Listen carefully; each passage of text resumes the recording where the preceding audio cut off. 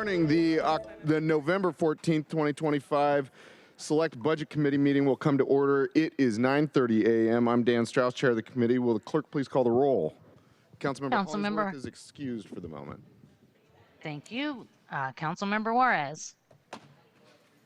Councilmember Kettle. Here.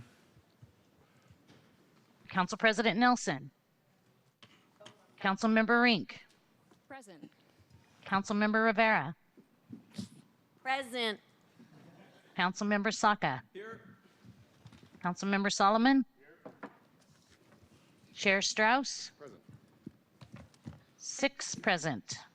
Thank you. As colleagues come in, we will announce their arrival, albeit sometimes we do so late.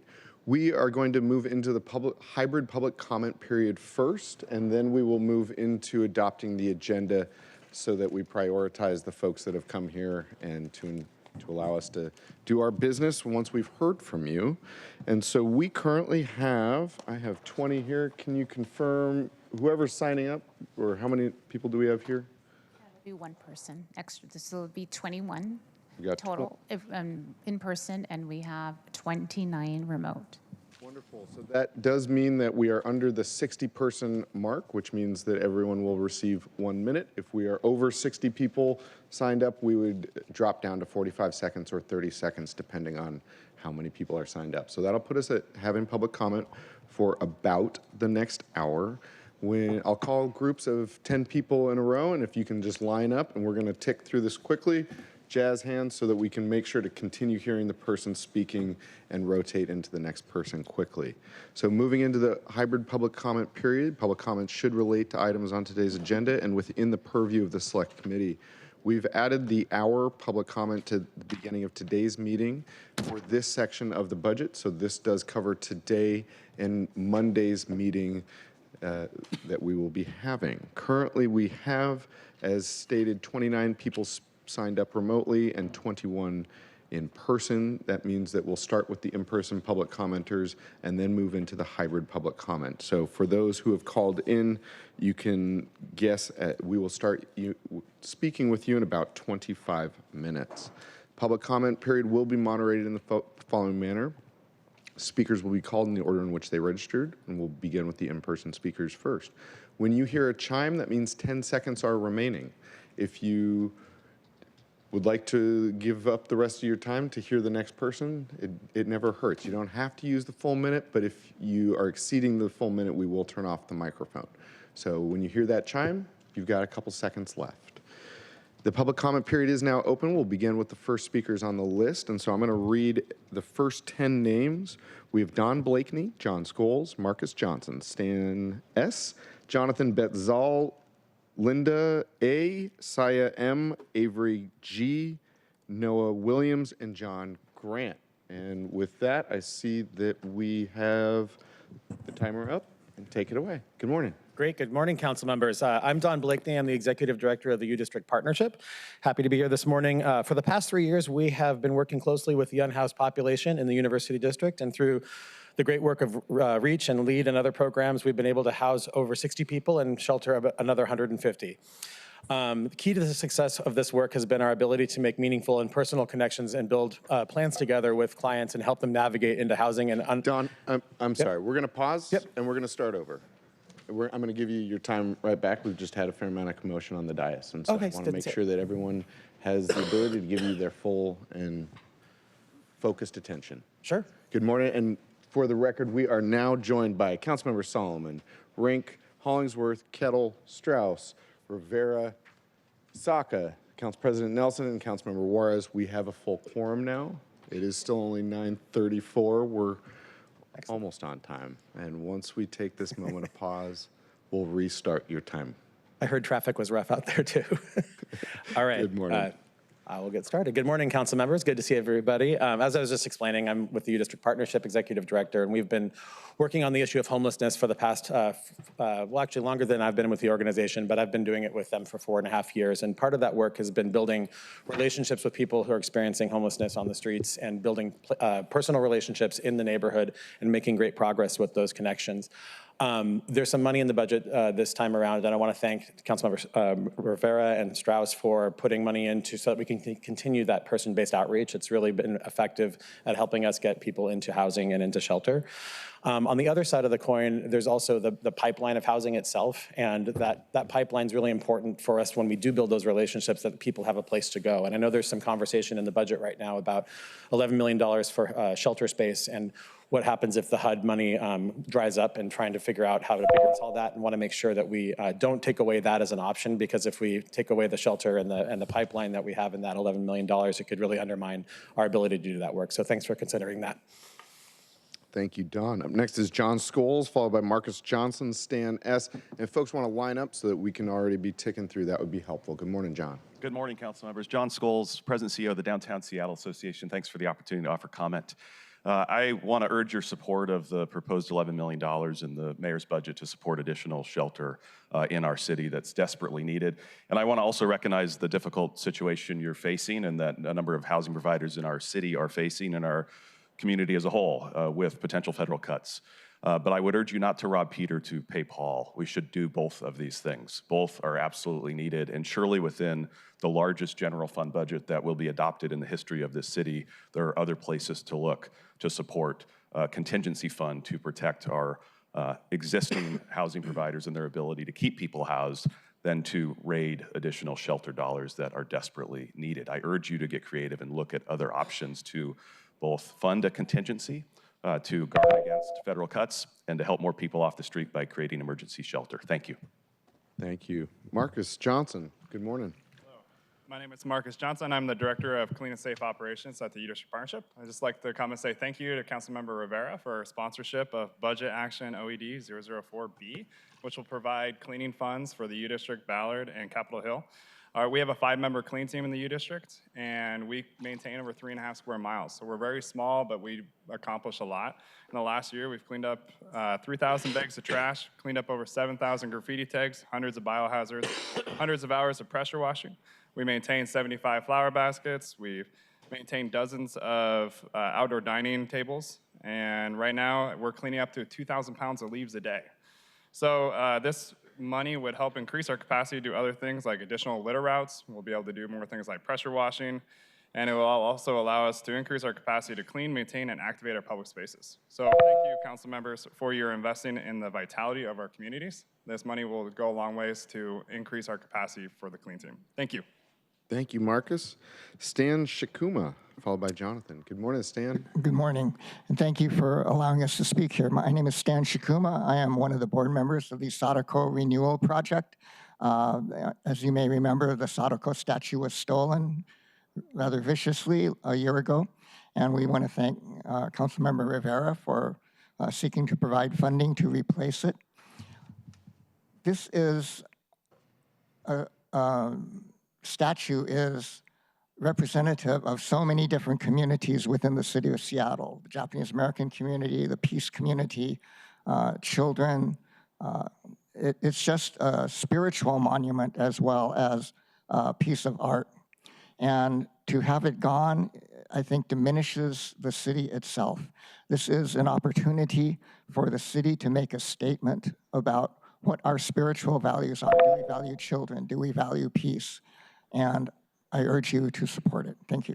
Thank you, Stan. Good morning, Jonathan, followed by Linda, and then Saya. This one on? Good morning. My name is Jonathan Betzel. I'm here with the Quakers, the University Friends meeting, and also the Fellowship of Reconciliation, which has its regional headquarters also in Seattle. We are here to thank the council for appropriating this money to bring Sadako back. I was just out at the site on Sunday, took a couple of pictures to show that people are still sending paper cranes there. I'd like to yield the rest of my time to my friends Linda and Saya. Thanks. Thank you. Good morning, Linda. Good morning. Thank you to Councilwoman Rivera and the City Council for listening to our request. And I have here a strand of folded cranes that was folded by many hands: children, elders, community members. And this represents a collective statement of peace and hope and healing and prosperity for generations to come. And we do ask you as a council to stand on the right side of history and support the request for the Sadako Renewal Project and represent the city in the values that we all treasure. And we do value the treasure of our children for generations to come. And hope and peace is something that we all need, individually, collectively, and together we can do this. So thank you. And a gesture of goodwill, we present this to Maritza Rivera and the council. Thank you. Thank you. Up next is Saya, followed by Avery, Noah, and then John. Good morning. My name is Saya Moriyasu, and I'm with the Sadako Renewal Project. And I'm the artist that they've hired as to make the piece. And really creating a space for people to come and gather, as well as replacing the statue. And I know to children, the statue means so much, that people have been telling me amazing stories about growing up and visiting her over time and the comfort she gave them. And my story is my father was a child in the suburbs of Hiroshima when the bomb hit. So I'm only here because of that bomb, because he wouldn't have left Japan if that hadn't happened. And that's the story for so many children in Seattle that come here as adults or as children. And I want that sculpture to be for them as well. Thank you very much. Thank you. Oh, and here's some ginkgo leaves. Ginkgo leaves are part of the sculpture, and also to represent memory and time immemorial and the space that we create for peace. Thank you, Saya. Good morning, Avery. I'm Avery, and I'm here to ask you to make getting around Seattle safer and easier. There's 2 SLIs being proposed by Councilmember Hollingsworth, thank you. One for studying safety and crossing improvements at Belmont and Roy on Capitol Hill. It's an arterial intersection on Cap Hill where SDOT previously stated it's safe due to how confusing it is. The injury data there disagrees, and there's also an SLI to reduce and calm cut-through traffic in a nearby part of Capitol Hill. We've had 59 crashes in the last 5 years and 13 injuries, according to SPD data, in that area, where both the SLIs are about, and I'm reading the wrong part of my notes. The legislation would study and hopefully result in addressing that part of and the safety issue there. Thank you for your time. Thank you for your legislation. Thank you, Avery. Up next is Noah, followed by John, and then after John Grant is Marta Cadene, Daniel Nye, Brian Barriella, Brian B., Sandy S., David G., Faye Lopez, Joey Lopez, Hallie Willis, Carlos O., George M. And with that, good morning, Noah. Hey, good morning, council members. My name is Noah Williams. I'm here from the Transit Riders Union, and I'm here in support of 4 SLIs to study a few different important issues. The first being the Better Best Lanes campaign that is self-explanatory. Traffic sucks. We should be paying bus drivers to move people quickly as they want to, not sit in traffic, especially on Seattle's highest ridership routes. The second is for a environmental impact SLI for SDOT to study things that are not just traffic, vehicle emissions, tire preservants flowing into the water and killing fish, things of that importance. Traffic is not the only thing we should be studying, and you can't improve what you can't measure. Third is the evaluation of replacing parking in the city's right-of-way with trees. In some places, I know we have a lot of folks that really want more greenery and green cover, and there are places where that may make sense. And finally, Seattle Transit measure renewal options for capital projects such as the Rapid Ride R-Line and other essential projects in our city's backlog. Thank you. Thank you, Noah. Good morning, John. Good morning, council members. My name is John Grant. I'm the Chief Strategy Officer with the Low Income Housing Institute. I'm here to testify today in support of Council President's proposal, Nelson's proposal for $6 million for tenant-based rent assistance, but I really want to focus today on the $7.8 million for a non-congregate shelter. It is so essential that we address these dramatic cuts to COC funding for permanent supportive housing. We recognize the need and support the efforts to do that. I would say that there are some homeless advocates here that will testify in support of the amendments to backfill that with these shelter dollars. We don't share that belief. I would call this a disagreement among friends. We think there's other approaches. We encourage you to give yourself flexibility. Don't make the money provisoed strictly to be backfilled. Make it optional. Give yourselves the flexibility because we don't know what the state legislature is going to do. We don't know what King County is going to do and what funding may be available down the road. So please amend the language so that it's not strictly provisoed to backfill that budget. Thank you. Thank you, John. Marta, good morning. Good morning, council members. My name is Marta Kirana, and I'm with the Low Income Housing Institute. And I'm testifying in support of Council President Nelson's proposal to allow up to $6 million in the Office of Housing budget to be allocated for tenant-based rent assistance. We think this is a reasonable compromise and gives OH flexibility to determine how best to fulfill this request. This would increase the $11.4 million for tenant-based rent assistance to $17.4 million, and these funds are desperately needed. Given that over $300 million have been allocated for capital dollars in OH's budget, we think it's reasonable to request that will stabilize up to 3,000 at-risk tenants across many affordable housing buildings. Please support this request. We need to take steps to both build more affordable buildings and preserve our existing stock of affordable housing, where we saw 1,300 affordable units sold off in the last year alone. Please vote yes for Council President's budget amendment. Thank you. Thank you, Marta. Good morning, Dan Nye, followed by Brian B., and then Sandy Shetler. Good morning, council folks. Dan Nye. Thank you, Councilman Rink, Saka, Councilperson Hollingsworth, for supporting our amendment. I'm here to say hi to you again and thank you for your support. And I had two things to tell you about. I sent you all emails this morning because last Saturday we got together over 30 Seattle citizens to plant over 400 plants, native species, on the edge of Schmitz Park, where we cleared the blackberries and the ivy. And we are going forward with a beautiful project I think you'll all be happy of. We had representation from our indigenous folks there. And yesterday I was down at the Seattle Alki Monument to celebrate the 174th anniversary of the settlement of Seattle at Alki. And we're working hard and we'll continue to work with your support to reconnect the string and bring the salmon back like it used to be when people gathered there. Thank you for your continued support. Thanks. Thank you, Dan. Up next is Brian B., followed by Sandy Shetler, and then David Glogger. Good morning, council people. Thank you so much for seeing us today. I just want to give you an update of where we are and what's next for us. We are currently meeting with the Admiral Association for presentation.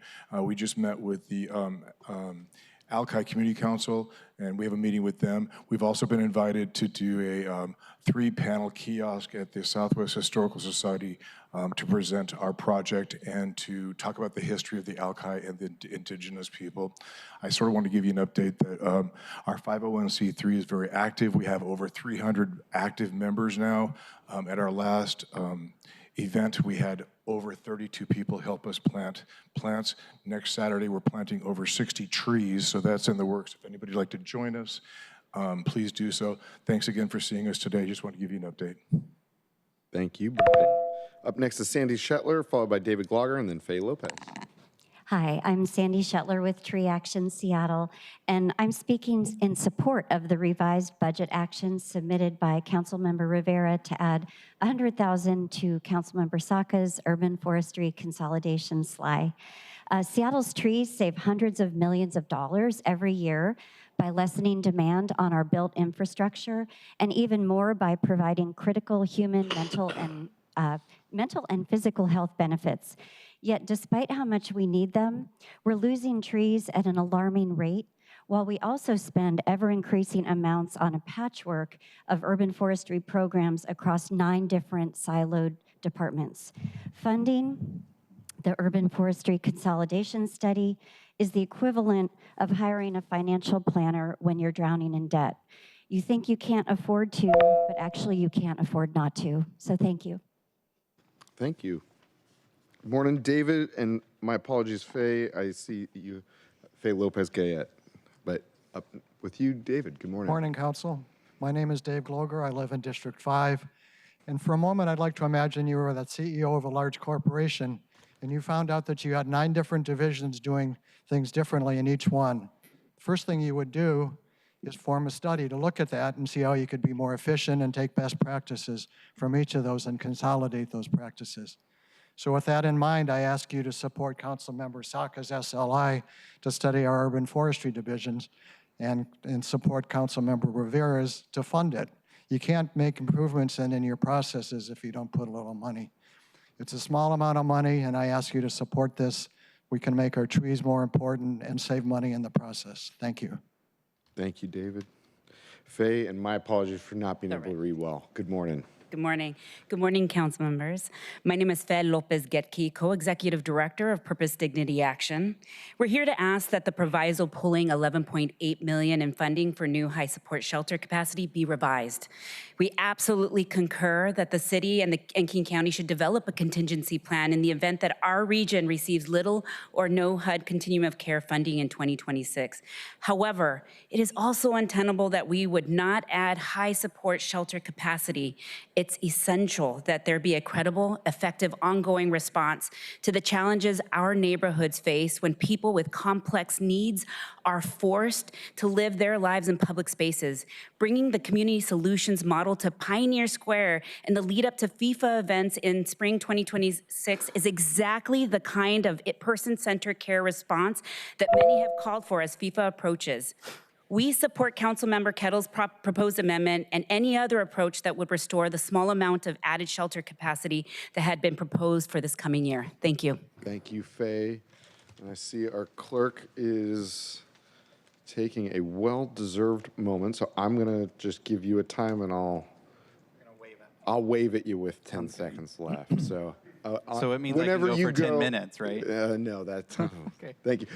Good morning, Joey. Good morning. My name is Joey Lopez. I'm an executive director of the Church Council of Greater Seattle. I live in District 3, work in District 4, and worship in District 7. Members of our budget roundtable have been here for nearly every select budget committee meeting, witnessing to the call of faith communities and people of faith from every district in Seattle that budgets are a moral document and speak to the values of our city through public investment.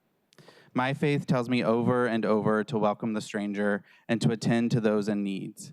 As my colleagues have said over the past weeks, this budget has some glimmers of community care, and it is still filled with contradictions. We strongly ask that you limit the number of provisos in the proposed budget amendments that would limit the flexibility of the city's departments to respond to the needs of our city, especially as needs emerge in the face of federal cuts. Specifically, I ask that you not move forward with the $29.9 million proviso for the Unified Care Team. We are glad to see these steps the proposals are making to investments in our communities. Thank you. As we continue to deliberate, we hope you will continue to make bold choices.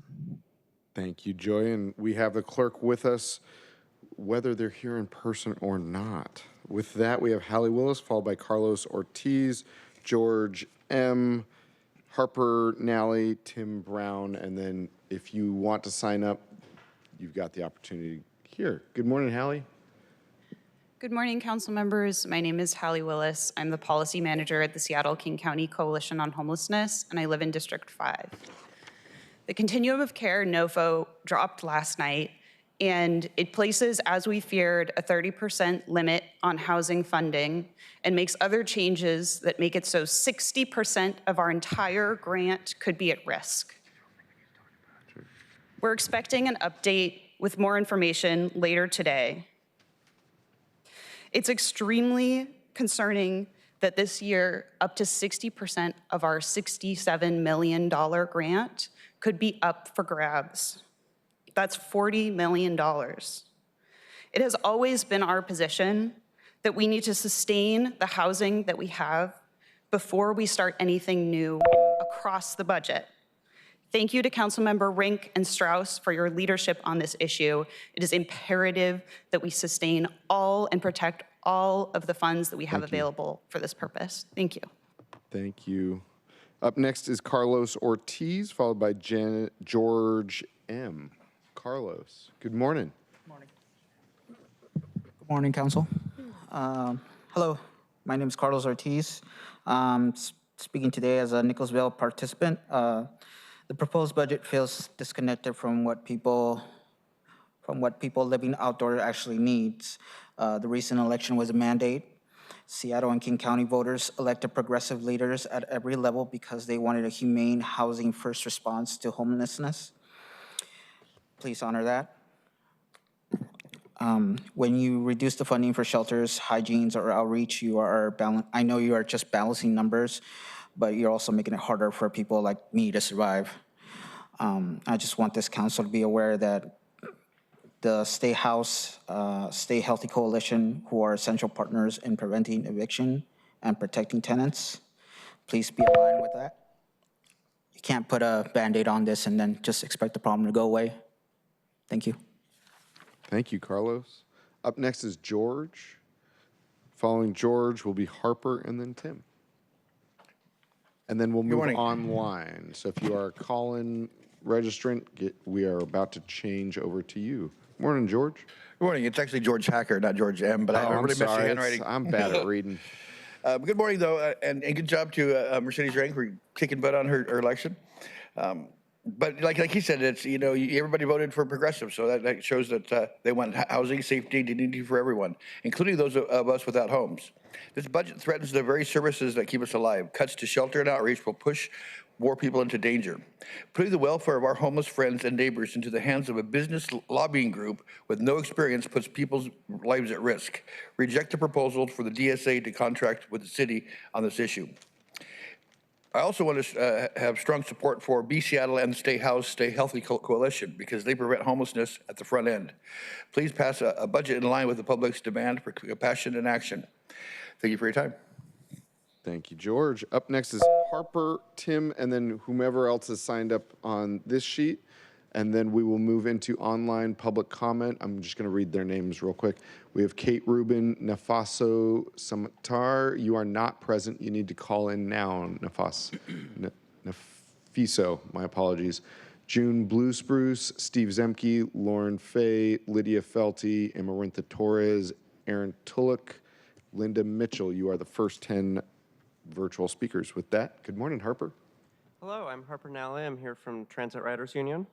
There are about 300,000 transit boardings each day within the city limits of Seattle, and about 2/3 of those are on buses. While that is an impressive number, it could be higher, much higher. For some context, within the San Francisco city limits, Muni moves about 500,000 people with the same population. Yesterday, in his concession speech, Mayor Harrell spoke about the importance of the city's commitment to addressing climate change. Buses are the backbone and the skeleton of our transit system, the backbone of our fight against climate change, our fight for equity, and our fight for safe streets. And it is time to recognize that. It is time to make them the obvious transportation choice. It is time to make them fast, frequent, and reliable. Our buses waste countless dollars sitting still in traffic, and it is finally time to address that. We must finally commit to putting transit where it should be, first. Thank you, Harper. Up next is Tim, and then we'll take whomever is signed up on this last sheet. Tim Brown? Good morning, Tim. Good morning. Good morning, Council. My name is Timothy. I'm here today speaking on behalf of the Nicholsville community as well as for myself. The recent election shows that our citizens want compassionate leadership. With the majority elects on the progressive side, voters proved that they want stronger housing policy with actual renter protections along with actions towards finding solutions on curbing the homeless crisis. When I look at the current budget plan, I did not see too much in support of this. And by slashing services, it deepens the wounds scarring our city. With this, I'm calling that Be Seattle and the Stay House, Stay Healthy Coalition receive funding because these programs save lives. Thank you. Thank you, Tim. And thank you all for coming up as we're switching out these sign-in sheets. There's this. So we have 4 more, and we've had 4 more sign up for virtual public comment. If we continue to see folks sign up, if you are called after 10:30, we may reduce the time to 45 seconds as an awareness. With that, I've got David Lieberman, Indra B, Randy F, Deetra S, and then we'll move into online, Kate Rubin, Nafiso, you're still not present, June Blue Spruce, Steve Zemke, Lauren Fay. With that, David, good morning. Good morning. My name is David Lieberman. I work in nonprofit housing real estate development. I live in District 3. In my work, I see every day how much our economy depends on small businesses, access to opportunity, and public places that invite people in. Seattle's strongest economic movements have come from building shared civic assets like Pike Place Market, which built a small business ecosystem. Our libraries, light rail, and now the waterfront park each have sparked new investment and community life. The Seattle International Public Market is the next step in that tradition. It turns an overlooked part of the Delridge neighborhood into a functioning economic location. Food access programs, small business stalls, teaching kitchen, workforce training, community space, and local jobs that'll keep dollars circulating in that neighborhood and in Seattle. This is practical economic development with long-term impact for our city. Please support Councilmember Saka's funding for the Seattle International Public Market and our Delridge Farmers Market to help strengthen Seattle's future economy. Thank you. Up next is Indra, followed by Randy. Indra, good morning. Good morning, council members. My name is Indra Budiman. I live in District 2 and work in District 1 as a Delridge Farmers Market Manager for African Community Housing Development. I'm here again to urge the council to support Councilmember Saka's investment in the Delridge Farmers Market and the Seattle International Public Market project. The Delridge Farmers Market is not a typical farmers market. We send our vendors from diverse backgrounds and provide a crucial launch pad for them to start and scale their businesses. We charge no vendor fees, offer a produce buyback program, and provide in-house technical support at our office, all designed to remove barriers and create real opportunity. Every day I work alongside farmers and small business owners whose livelihoods depend on programs like ours for stable income and place to build community. Our contracts allow farmers to plan their growing seasons with confidence, knowing that the food that they grow will reach the people who need it the most. Over just the past 2 seasons, our produce buyback program has moved more than 75,000 pounds of fresh, culturally relevant produce directly from farmers' fields into the hands of thousands of food insecure Seattle residents. Thank you. Thank you, Indra. Up next is Randy, followed by Dietra, and then we'll move to virtual public comment. Good morning. Happy Black History Month, everyone. My name is Randy Ford, and I represent the Central District Forum for Arts and Ideas and the Central District. Thank you so much, Strauss, Hollingsworth, Rink, and Solomon.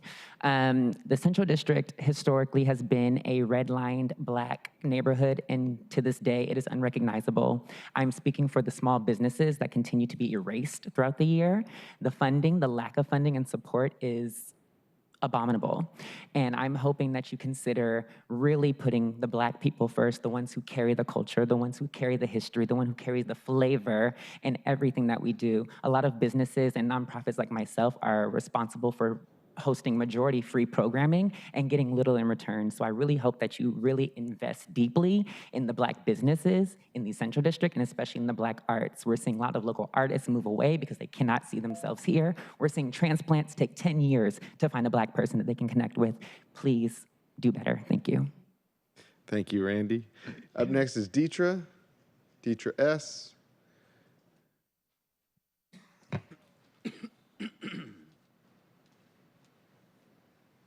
Good morning. Good morning. My name is Dietra Seeger, and I'm representing the Eastlake community. I'm a resident of Eastlake and have been for 12 years, and I'm here to advocate for the Eastlake businesses that are, and asking you to support Councilmember Hollingsworth's CBA, the number 013-A. We're beginning year 2 of an infrastructure transportation project, and that has negatively impacted the ability of local businesses to attract customers coming from outside our neighborhood, as well as local foot traffic. If you have not driven down Eastlake Avenue in the last year, please do so. There will be many more transportation projects, and this is an example of what we need to beware of. The disruption of the entire length of Eastlake Avenue, the core of our retail business, for 2 to 3 years is disruptive and threatening the livelihoods of many. By supporting this bill, we can keep businesses open, maintaining jobs, and revitalizing the community. Thank you, Dietra. We're going to move into online public comment, and if anyone else shows up in person, we can have you sign up, and we'll come back to you after virtual public comment, which will last about 30 minutes. We're going to do a time check at 10:30 to see if we need to reduce time to 45 seconds. So if you are speaking and you want to, and you're done with your statements, just end your time, and that lets us get everyone in. With that, I'm going to read the next 10 names. Nafiso, you are still not present. Now is the time to call in. If Nafiso does not call in by the time we get to them, this is the order. Kate Rubin, June Blue Spruce, Steve Zemke, Lauren Fay, Lydia Felty, Amarantha Torres, Aaron Tulloch, Linda Mitchell, Alice Lockhart, Jeff Briggs, Daryl Bivens, Genevieve Konjinsky, Tierra Bonds, Amy Lee Derenthal, Alida Hernandez, Darcy Henderson, Colleen McAleer, Julia Pileski, Rhonda Faison, BJ Last, Angela Griffin, Joe Gruber, Marissa Perez, Lisa Howard, Vidrana Dorokovic. Amen. For those who are not present, David Haynes, Chloe Gale, David Crowder, Laurel Harkley, Sarah Dickmeyer is present. Phoenica Zhang, Violet Levatai, Carlo Alcantara is the list. By the end of this budget session, I may have everyone's pronunciation correct. My apologies if I don't. Kate Rubin, you're up next. Welcome. I see you're already off mute. Good morning. My name is Kate Rubin. I'm the co-executive director of Be Seattle and a renter living in District 2. I'm testifying today to thank council members Rink, Solomon, Saka, and Juarez for their amendments that will restore funding to tenant services back to 2024 levels, and Budget Chair Strauss for including these amendments in the balancing package. The most cost-effective way to address homelessness is to prevent it. Last year's nearly 40% cut to tenant services severely reduced access to eviction prevention legal support, renters' rights education, and tenant counseling for thousands of renters. Evictions are at record highs, and more people are experiencing homelessness now than ever before. Restoring this funding is the bare minimum to prevent further collapse of services. In the future, I urge the council to significantly invest in the services that help to maintain housing stability in order to meet the moment. I also support allocating up to $6 million for affordable housing rental assistance. It's another important tool to keep renters housed. Thank you. Thank you, Kate. Nafiso Samatar, you are not present. When you call in, we will come back to you. June Blue Spruce, followed by Steve Zemke. June, I see you're already off mute. Welcome. Good morning. Hello, I'm June Blue Spruce, and I live in District 2. I urge you to vote yes on Councilmember Rivera's amendment OSE 004A. This would provide an additional $100,000 in OSE's budget for staff support for the report required by Councilmember Saka's SLI MO 0015A2, which I also support.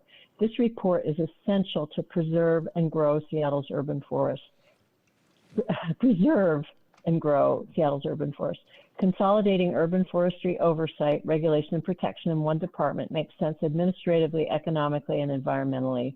The current fragmented system causes inefficiency, duplication of efforts, lack of accountability, and public confusion. We have multiple complaint lines, multiple departments with tree crews driving all over the city, and too much developer influence over tree-related decisions. This harms our tree canopy and the health of our neighborhoods. We can do better. Vote yes on OSE 004A. Thank you. Thank you, June. Up next is Steve, followed by Lauren Fay. Lydia Felty is after Lauren. Good morning, Steve. Star 6 to unmute.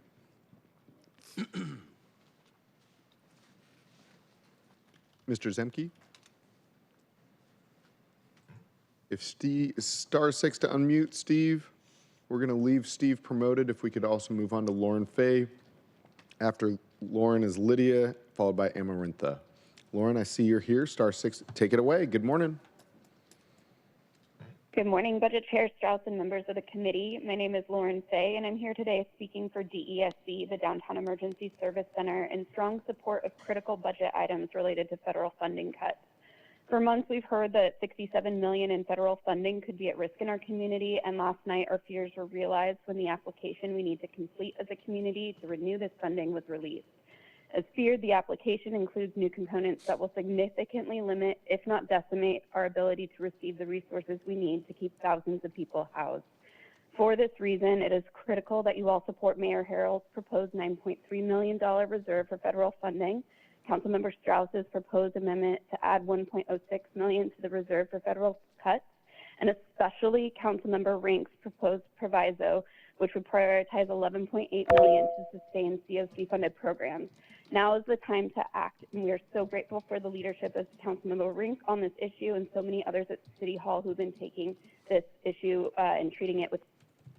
Thank you, Lauren. Up next, let's try Steve Zemke. Steve Zemke, star 6. We'll come back to Steve in just a moment. Lydia, you're here, followed by Amarantha, and then Aaron.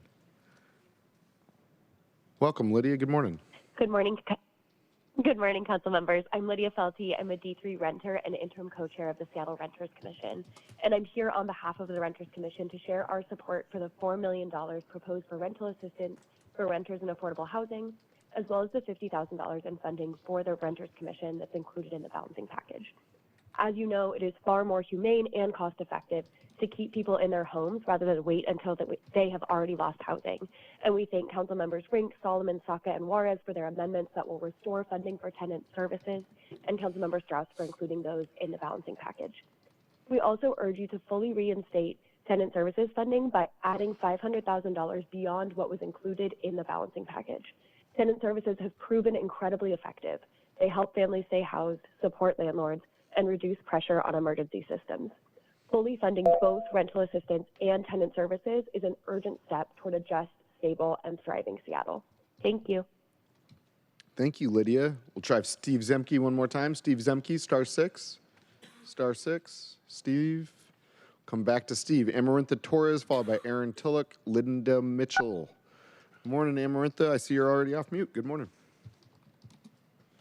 Good morning. My name is Amarantha Torres. I'm the co-executive director of the Coalition Ending Gender-Based Violence. I'm speaking to share support for HSD Amendment 061 through 064, which support survivors of sexual assault, domestic violence, and commercial sexual exploitation. These amendments will help provide critical local funding, and I especially want to thank Councilmember Rink, Councilmember Kettle, and Councilmember Solomon for your leadership on these amendments. Additionally, many domestic violence housing programs throughout the city receive continuum of care funding. As others have spoken to, we're really worried about the impact of losing these funds. It's critical to do everything we can to sustain housing we currently have.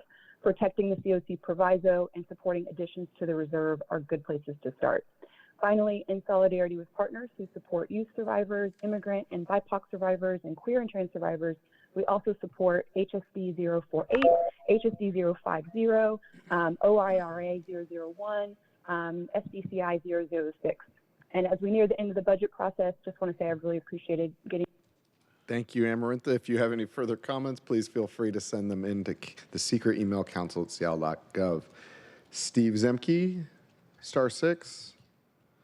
Seeing Steve not coming off mute, I'm going to come back to Steve once we get back to the other people who are not present. Aaron, you know star 6. Good morning. I see you're already off mute. Good morning, Chair Strauss, President Nelson, and members of the Seattle City Council. My name is Aaron Tillich, Legislative Aide for Washington Build Back Black Alliance, representing Tabor 100, a key institution for Black, minority, and women-owned small businesses in Seattle and King County. Thank you for including critical technical assistance funding for small and minority businesses in the Chair's balancing package. Tabor 100 is not just a building, it's a lifeline. Over 240 minority-owned firms are facing real pressures, shifting federal certification rules, rising costs, and the disparities outlined in the city's disparity study. These firms are essential to Seattle's economy and need support to compete. Tabor 100's workforce and technical assistance hub delivers that support through procurement coaching, legal and financial assistance, and stabilization services that keep businesses open and hiring. This proviso is economic stabilization and community wealth building, especially as Seattle prepares for FIFA World Cup and major infrastructure investments. On behalf of WBA and Tabor 100, thank you for your support and demonstrating that equity is not just a value, but a budget priority. Thank you, Aaron. Up next is Linda, followed by Alice, and then Jeff Briggs. Linda, welcome. I see you're here. Star 6 to unmute. Good morning, council members. I'm Linda Mitchell. I'm testifying today on behalf of Mary's Place. We strongly support Councilmember Rivera's budget action to reinstate $167,000 in deal funding for the Allen Family Center that's operated by Mary's Place, and to thank you all for considering this critical restoration. The Allen Family Center is a lifeline for families that are experiencing homelessness and housing insecurity in South Seattle. The deal funding supports childcare navigation, play and learn groups, and family programming. These aren't extras, they're foundational. When a parent experiencing homelessness can get help navigating childcare applications and subsidy forms, families gain critical bandwidth to focus on employment and housing searches. We're grateful to Councilmember Rivera for acting quickly to address this gap, and I urge you all to support this reinstatement. These families are counting on us. Thank you for your leadership. Thank you, Linda. Up next is Alice Lockhart, followed by Jeff Briggs, and then Daryl Bivens. Alice, good morning. Good morning, Council. I'm Alice Lockhart, and we're in a moment right here where people are not safe. I urge you across all of these amendments to just strongly index on the amendments and even add amendments to keep people safe, keep people fed, keep roofs over people's heads. These include both amendments to restore reductions to tenant services. It includes, of course, funding to help cover the terrible detriment in federal funds and the extreme adverse effects of that. Let's keep people fed. Let's keep roofs over people's heads. And one possible suggested amendment that I do not see in terms of safety is, could y'all defund the surveillance cameras whose data is doubtless available to this? Thank you, Alice. Up next is Jeff Briggs, followed by Daryl Bivens, and then Genevieve Konjiski. Jeff. Hi, can you hear me okay? Yes, good morning. Oh, great. My name is Jeff Briggs. I live in D4. I'm commenting today in support of Councilmember Saka's amendment commissioning a report on Seattle's urban tree canopy, along with Councilmember Rivera's amendment to provide funding for that. It's past time for this council to rededicate itself to ensuring a vibrant tree canopy across the city, especially as we densify. This needs to include less affluent areas as well as wealthy ones, and must extend into the neighborhoods and not be limited to parks and other city-owned properties. This council, the mayor's office, and OPCD need to stop looking at existing mature trees as a hindrance to providing much-needed housing, but instead as a priceless amenity and integral part of our growing city. This report represents a valuable first step in that effort. Thank you very much. Thank you, Jeff. Up next is Daryl Bivens, followed by Genevieve, and then Tierra Bonds.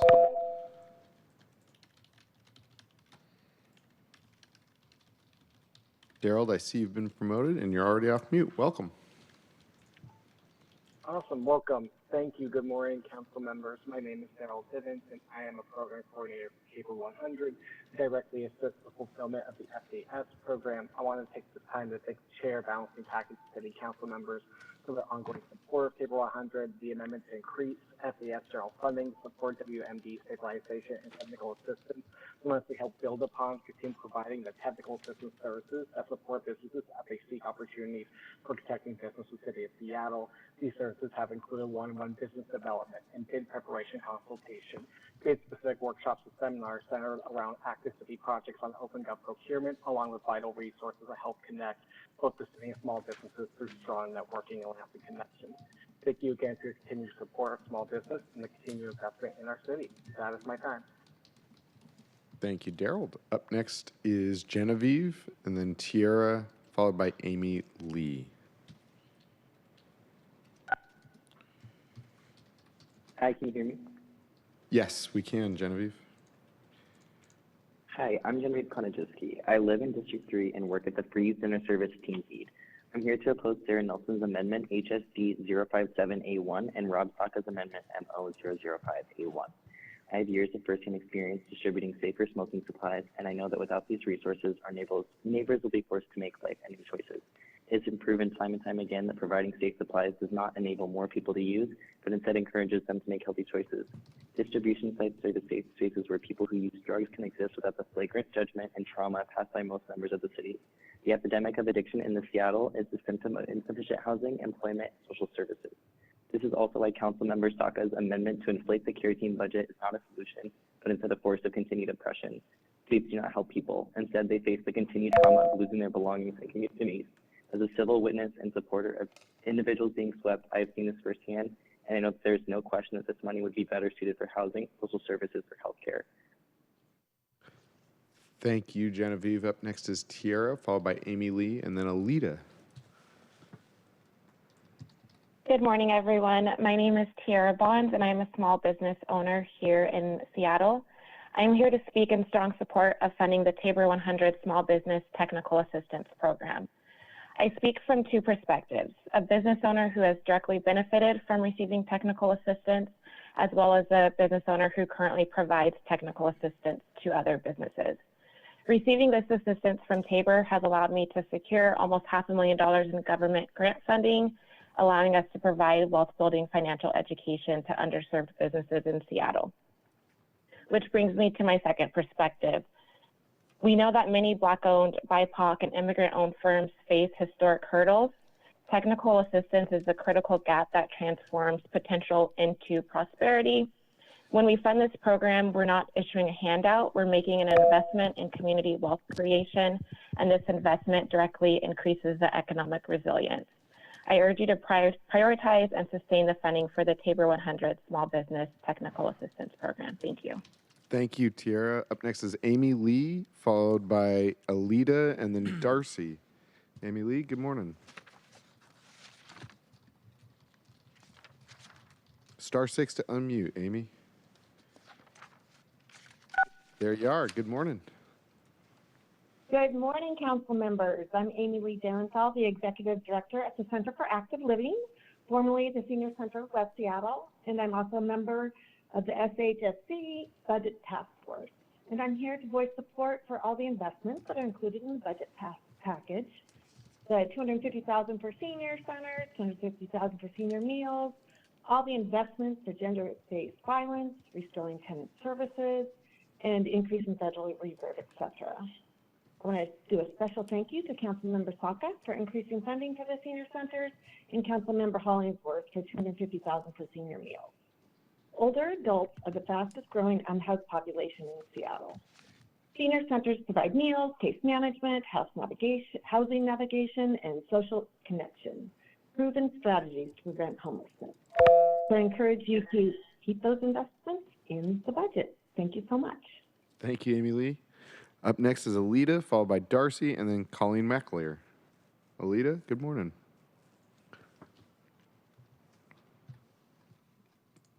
I see you're off mute, Alita. My name is... We can barely hear you. Alita? Good morning. My name is... Yes, can you guys hear me? A little bit better, but still just barely. So you want to do a mic check? Yes, I'm so sorry. Oh, my name is Aleda Hernandez. We can hear you great. Take My it name away. is Aleda Hernandez. My name is Aleda Hernandez. I'm the Director of Project Management at Tabor 100. I am here today to speak in support of funding for Small Business Technical Assistance Program and capacity building resources in our region. Across Seattle and King County, our small businesses, particularly Black-owned, BIPOC-owned, immigrant-owned, women-owned, and family-owned firms continue to face historic barriers to accessing capital, contracts, and stable operating support. These businesses are the backbone of our local economy. They hire locally, reinvest in their neighborhoods, and keep wealth circulating inside our communities rather than extracting it out. When they thrive, our economy is more diverse, more resilient, and more reflective of the city we say we are. Thank you for your time. Thank you, Alita. Up next is Darcy, followed by Colleen McAleer, and then Julia Pileski. Darcy, *6. Darcy Henderson, *6 to unmute. We're going to pull. I see you're here. Good morning, Darcy. Good morning, Darcy. We can't hear. Is your phone on mute? There you go. My apologies. Not a problem. Good morning. Good morning, Chair. Good morning to you, the Chair and the council members. My name is Darcy Henderson. I'm the owner of Altras Commercial Cleaning and a proud member of Tabor 100. I want to be very clear. I am one of the 240 firms directly impacted by the new US.DBE and ACDBE rules that came out of the Trump administration. I am currently on a project where my certification status can determine whether I stay on the job. These rules remove race and gender-based presumptions and require small businesses like mine to prove disadvantage with detailed narratives and financial documentation. That creates a heavy administrative burden for firms with limited staff capacity like mine, and the risk of decertification is really real. This is why I'm asking you to support the amendment adding $250,000 for FAS for Tabor 100's WIMBY Technical Assistance Program. I am also asking you to approve the $250,000 increase through OED for the Liberty Project. I participated in the Liberty Project. I received finance and accounting support, marketing assistance. These services are vital. Thank you, Darcy. Feel free to send in your comments to us at council@seattle.gov. Up next is Colleen McAleer, followed by Julia Pileski, and then Rhonda Faison. Colleen, I see you're off mute. Good morning. Yes, good morning, City Council, and thank you for hearing us. Laurelhurst Community Club, I'm representing today. We support some amendments that help folks citywide, more 911 non-emergency call center staff to support crime victims and save officer time. We support all the food delivery systems and access to fresh food, HSD 51, 53, 54, and 002A1 and OSC 0035. And we also support OSC 004A1 consolidation study of the city's tree canopy for reporting on its policies to measure how it's actually achieving its 30% tree canopy goals. However, we also oppose any increase in new property taxes. Our city and state has already taxed its businesses and its residents to the max, and these higher property taxes are choking out affordability in Seattle for the renters whose landlords have to pay higher rents and property owners. New revenue sources from the levy should be used first, and we ask that efficiencies also be using AI in the city.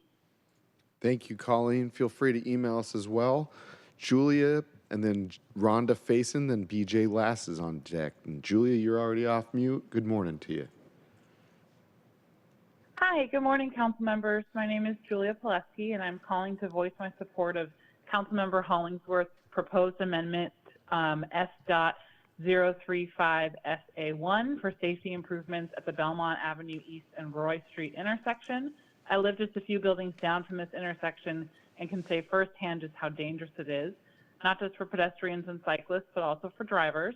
Over the past 5 years of living here, I've experienced cars speeding through this intersection. I've almost been hit by cars as a pedestrian in the intersection. And from my window, I can hear the screeching of cars driving quickly around the corner, honking horns, swerving to avoid an accident. The flow of traffic's just not clearly marked here, and this needs to be upgraded to a four-way stop, and marked crosswalks need to be put in place. Allocating FDOT resources to improve the safety of this intersection would be a huge improvement to the quality of life for this neighborhood. Thank you. Thank you, Julie. Julia, my apologies. Rhonda, BJ, and then Angela Griffin. Rhonda, you're off mute. Good morning. Good morning. Thank you for having me. My name is Rhonda Faison. I am the founder and owner of Rojo Juice, located at Pike Place Market. I am calling in support of the Technical Assistance Program with Tabor 100 and Liberty Project. I would like to say that as a small business owner and not coming from a family that went to college and has a background in business, it was really nice to have Tabor 100 as a resource in my small business. My business is located in Pike Place Market, but Pike Place Market historically hasn't been that helpful, especially towards minorities. And it was just really refreshing to have Tabor 100 come along with me and help me along my journey, opening up my small business. I'd also like to make a point that my property manager at Pike Place Market had made a comment about how well Tabor 100 operates their business. And I think that should just speak volumes because Tabor 100 has been around for so long, and so has Pike Place. Thank you, Rhonda. Well said. And BJ Last, you're up next, followed by Angela Griffin and then Joe Gruber. Angela, you're already off mute as well. Good morning.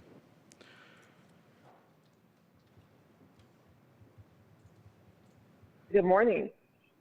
Good morning. My name is Dr. Angela Griffin. Hi, my name is Dr. Angela Griffin. I'm the CEO of Burbar Place, and I'm here to ask for support of Councilmember Hollingsworth's amendment SCL001A.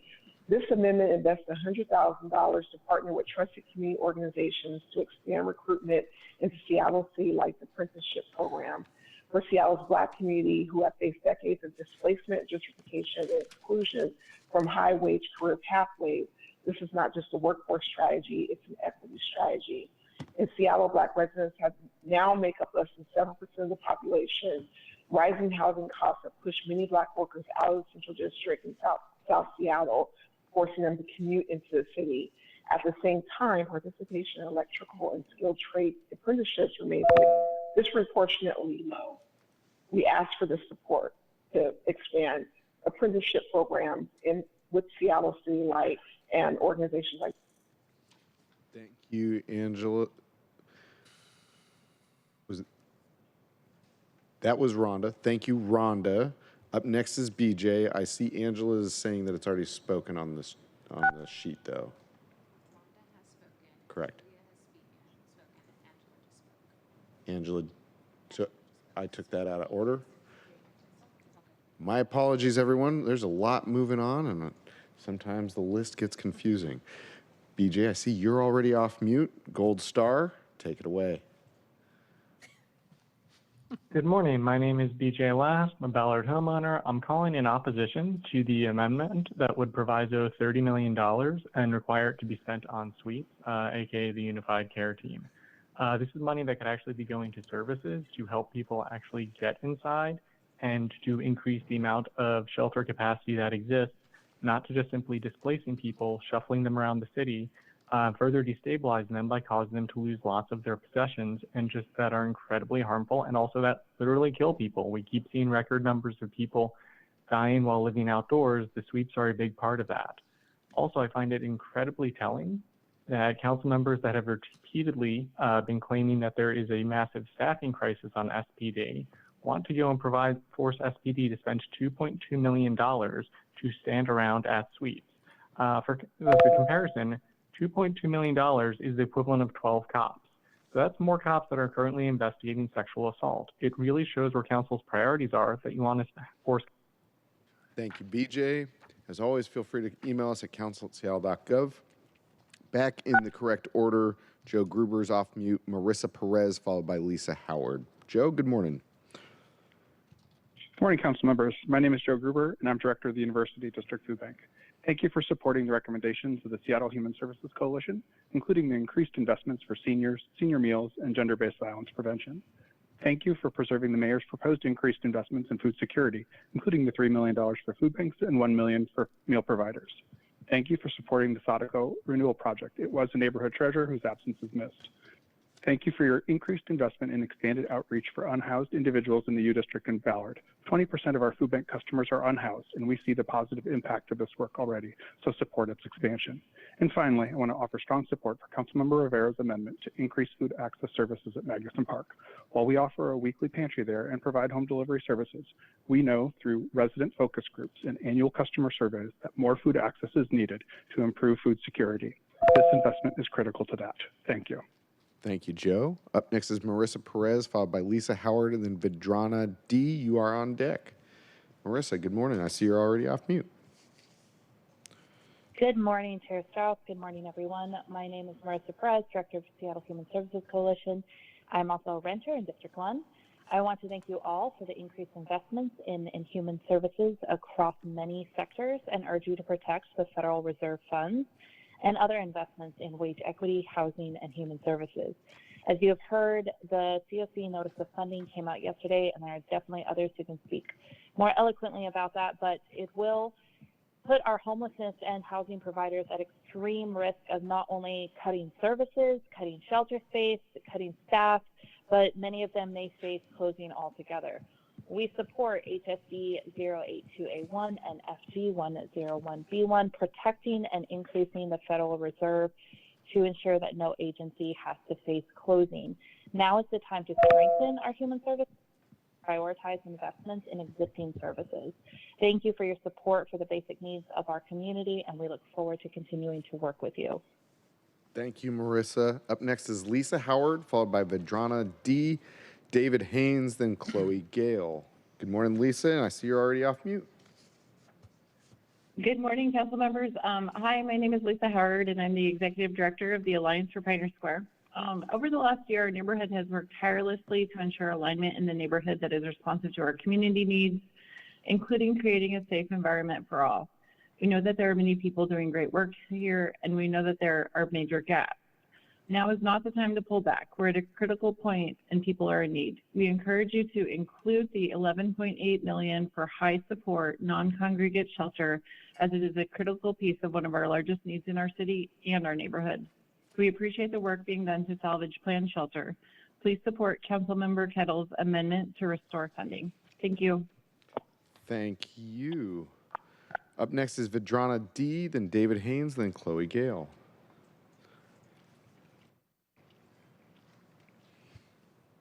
Good morning, Vidrana. There you are. Good morning. Okay, yeah, sorry. Good morning, council members. My name is Vidrana Durakovic. I'm the Community Engagement Officer at Sound Generations, and I'm also here today as part of the Seattle Human Services Coalition and the Coalition for Equitable Aging. I urge you to support all SHSC budget priorities in this year's budget, but I do want to highlight amendments HSD 47A1 and 54A1, which support senior centers and senior meal programs.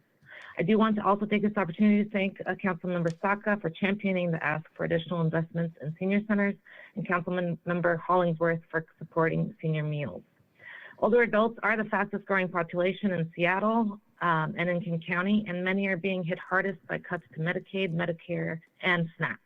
These amendments represent essential investments that help seniors remain connected, nourished, and supported, especially those who rely on these programs as their primary source of community and livelihood.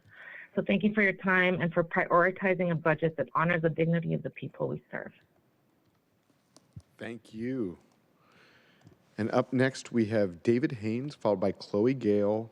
David Crowder, you are not present, so please call in now. We then have Laurel Harkley, Sarah Dickmeyer, Finica Zhang, Carlo Alcantara, Violet Lavatai. So at this point, we have been in public comment period for 61 minutes after we had to restart. We have 1, 2, 3, 4, 5, 6, potentially 7 people remaining. I'm going to leave it at 1 minute right now, but if we get another influx, we're going to drop down to 45 seconds. So with that, good morning, Mr. Haynes. Good morning. How much money in this budget is specifically earmarked for Black people and nonprofits who play the race card, giving themselves six-figure salaries, constantly blaming white people for everything? We have a society that's still imploding before our eyes, with up to 60 overdoses a week because of the ignorant policies that have come out of City Hall that sabotage the integrity of public safety, police reform, the homeless crisis, and the housing crisis. Yet the landlords who self-deal on council and backstab the working class with shady conflicts of interest would rather play the race card and buy off certain skin colors to make sure that they don't get protested. And it's become the epitome of what's wrong with Seattle, where everybody is judging skin color, yet they refuse to judge the content of a criminal character who they've exempted from jail and prioritize for housing and services first before innocent white House citizens, because you all have allowed for an ignorant, evil, mean-spirited, racist bully of a mayor to conduct a race war within this budget. And that is overpriced and lining the pockets of corrupt, unqualified nonprofits and people who hide behind the idea. Thank you, Mr. Haynes. Up next is Chloe Gale, followed by Laurel Harkley, Sarah Dickmeyer, Finica Zhang, Carlo Alcantara. Carlo, you got promoted to the top. Here you are. Welcome. And then we'll get back into the line of Chloe, Laurel, Sarah, Finica. Good morning, Carlo. Good morning. Thank you. My name's Carlo. I'm asking, as a resident of D5, that you reconsider funding allocated to SDOT to crack down on unpermitted food vending. Last Friday at 10:45, I witnessed both the taco stands on 105th and Aurora and also one on North Gateway being shut down by SPD. Councilmember Rink raised this concern about how simply shutting these down is going to be a detriment to our community. And then SDOT assured us they would be taking an educational approach to these.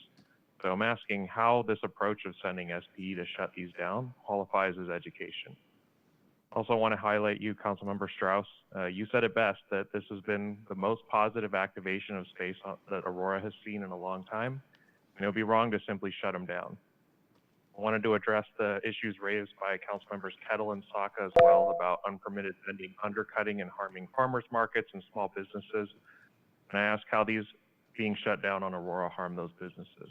So please reconsider this. Thank you, Carla, and I can tell you that we have been looking into it. Up next is Chloe Gale, followed by Laurel Sarah Finica. Chloe, good morning. Good morning, City Council members. My name is Chloe Gale. I work at Evergreen Treatment Services, and I'm an advocacy and policy VP there now. But I also represent the REACH program, which is the largest street outreach team in Seattle, partnering with the city, also providing behavioral health and treatment that comes to the street, and a continuum that goes into homelessness and housing support. I'm here because just to amplify this moment that we have an unprecedented, terrifying moment in our homeless and housing services system, given the HUD COC funding conditions. Hallie Wills did a really nice job describing that we are at risk of $40 million in cuts for our key housing providers. I want to encourage you. I appreciate the council's extreme efforts to try to create a contingency plan for this devastation. I also want to make every effort to identify funding outside of the homeless and housing continuum. So look forward to trying to support a power. Thank you, Chloe, and please do feel free to send us an email as well. We have Laurel, then Sarah, and then Finica.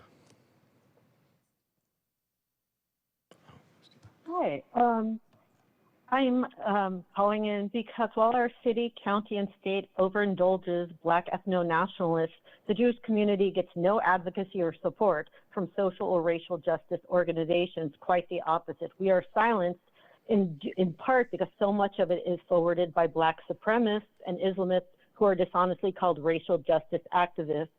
Black residents openly celebrate our murder and are allowed positions of power. They celebrated the second anniversary of the massacre on October 7th. They celebrated this in Cal Anderson openly, holding banners celebrating our murder and rape, and not one of you condemned it, unlike the anti-trans folks.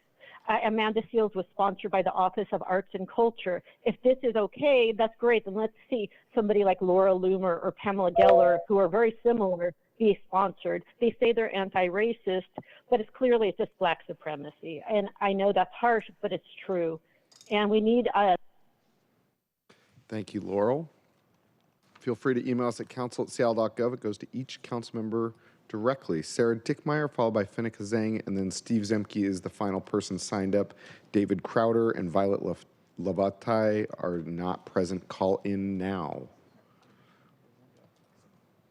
Sarah, you are here, *6 to unmute. Sarah, good morning, Sarah.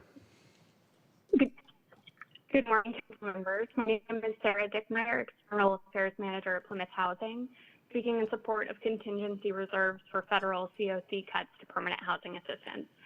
Thousands of Seattle residents rely on these programs to stay housed, many with disabilities, every day managing complex health conditions on very low incomes in a very expensive city. Late yesterday, we saw the officially announced changes that might pull familiar more long-standing assistance. And make no mistake, these cuts would directly result in returns to homelessness for people who are housed today. We strongly support Councilmember Ring's proviso to prioritize $11 million to sustain current programs, along with the mayor and budget chair's proposed reserves. To the thousands of Seattle residents currently living in permanent supportive housing who have left homelessness behind them, this represents Seattle's commitment to keeping people in their homes, regardless of income, ability, and background. Thank you. Thank you, Sarah.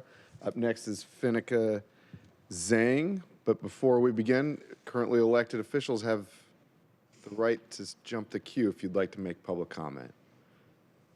Not seeing any at this time. Finica Zhang, I see you're already off mute. Welcome. Good morning, council members. My name is Finica Zhang, and I'm the policy specialist at Solid Ground. As you've heard from other commenters today, the cuts to HUD Continuum of Care funds that we've been cautioning about and asking for contingency planning are unfortunately now no longer contingency. Yesterday, the NOFO just dropped, and it does indeed include the harmful cuts and limitations we were fearing. So our region will now be hamstrung to keep existing permanent housing that currently is housing folks.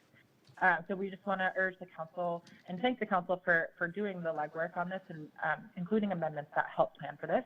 Mayor Harrell's proposed $9.3 million reserve, Councilmember Strauss' amendment to add $1 million to this reserve, and Councilmember Rink's proviso to prioritize $11 million towards sustaining COC programs. And we just want to flag that we've also been working with King County on this issue. And we want to lend our gratitude and support for the amendments that fully restore tenant services funding. This is surely a time to make sure renters have support to keep housing. So thank you all so much for your work on this budget. There's a lot of investments here to be proud of. Thank you. Steve Zemke, we're going to give you one last call here. *6 to unmute. *6 to unmute. Steve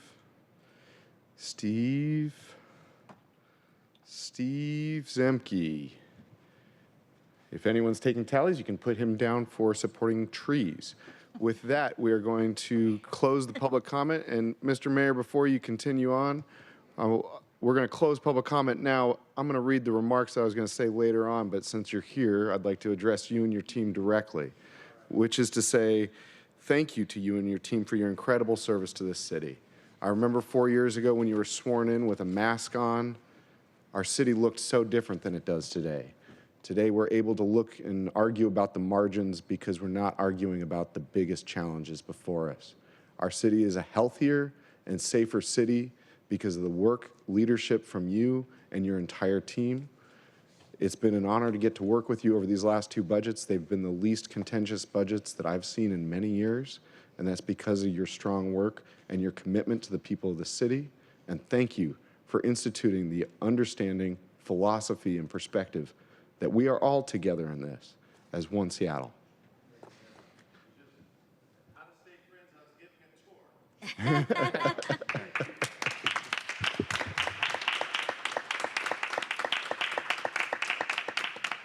Miss Barbara,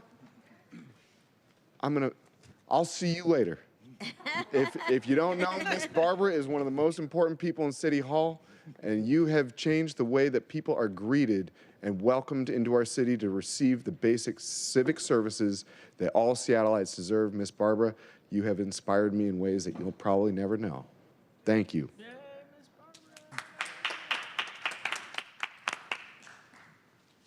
With that, we are going to move on to our regularly scheduled business in the Select Budget Committee today. We are going to adopt the agenda first, and then I'm going to take a brief at ease process because we have had the unfortunate experience of many walk-on amendments again this morning. Walk-on amendments are the most challenging. They are intended to be used as a release valve for us to make corrections. However, I do appreciate everyone getting them into this time so that we can pause, make sure that we have today's script correct, and then we'll continue on. I'm sorry, I don't, the audio. It's okay. So we're also having some technical difficulties. So I am going to put us at ease right now, and then we'll come back and adopt the agenda.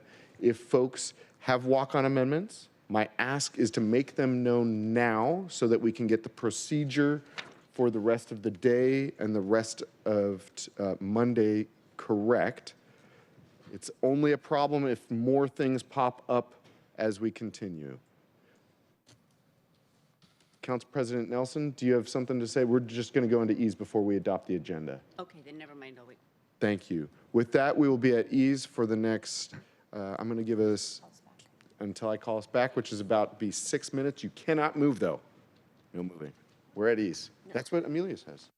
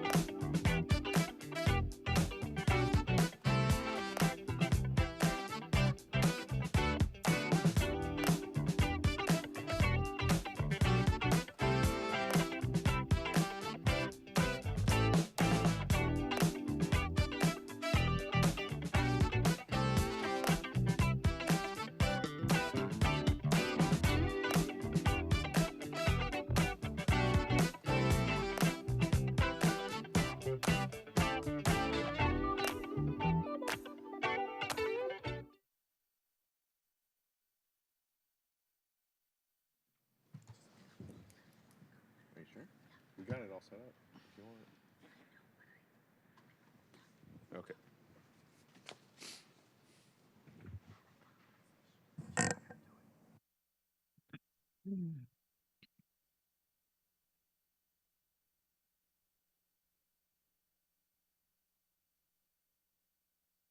Are we ready?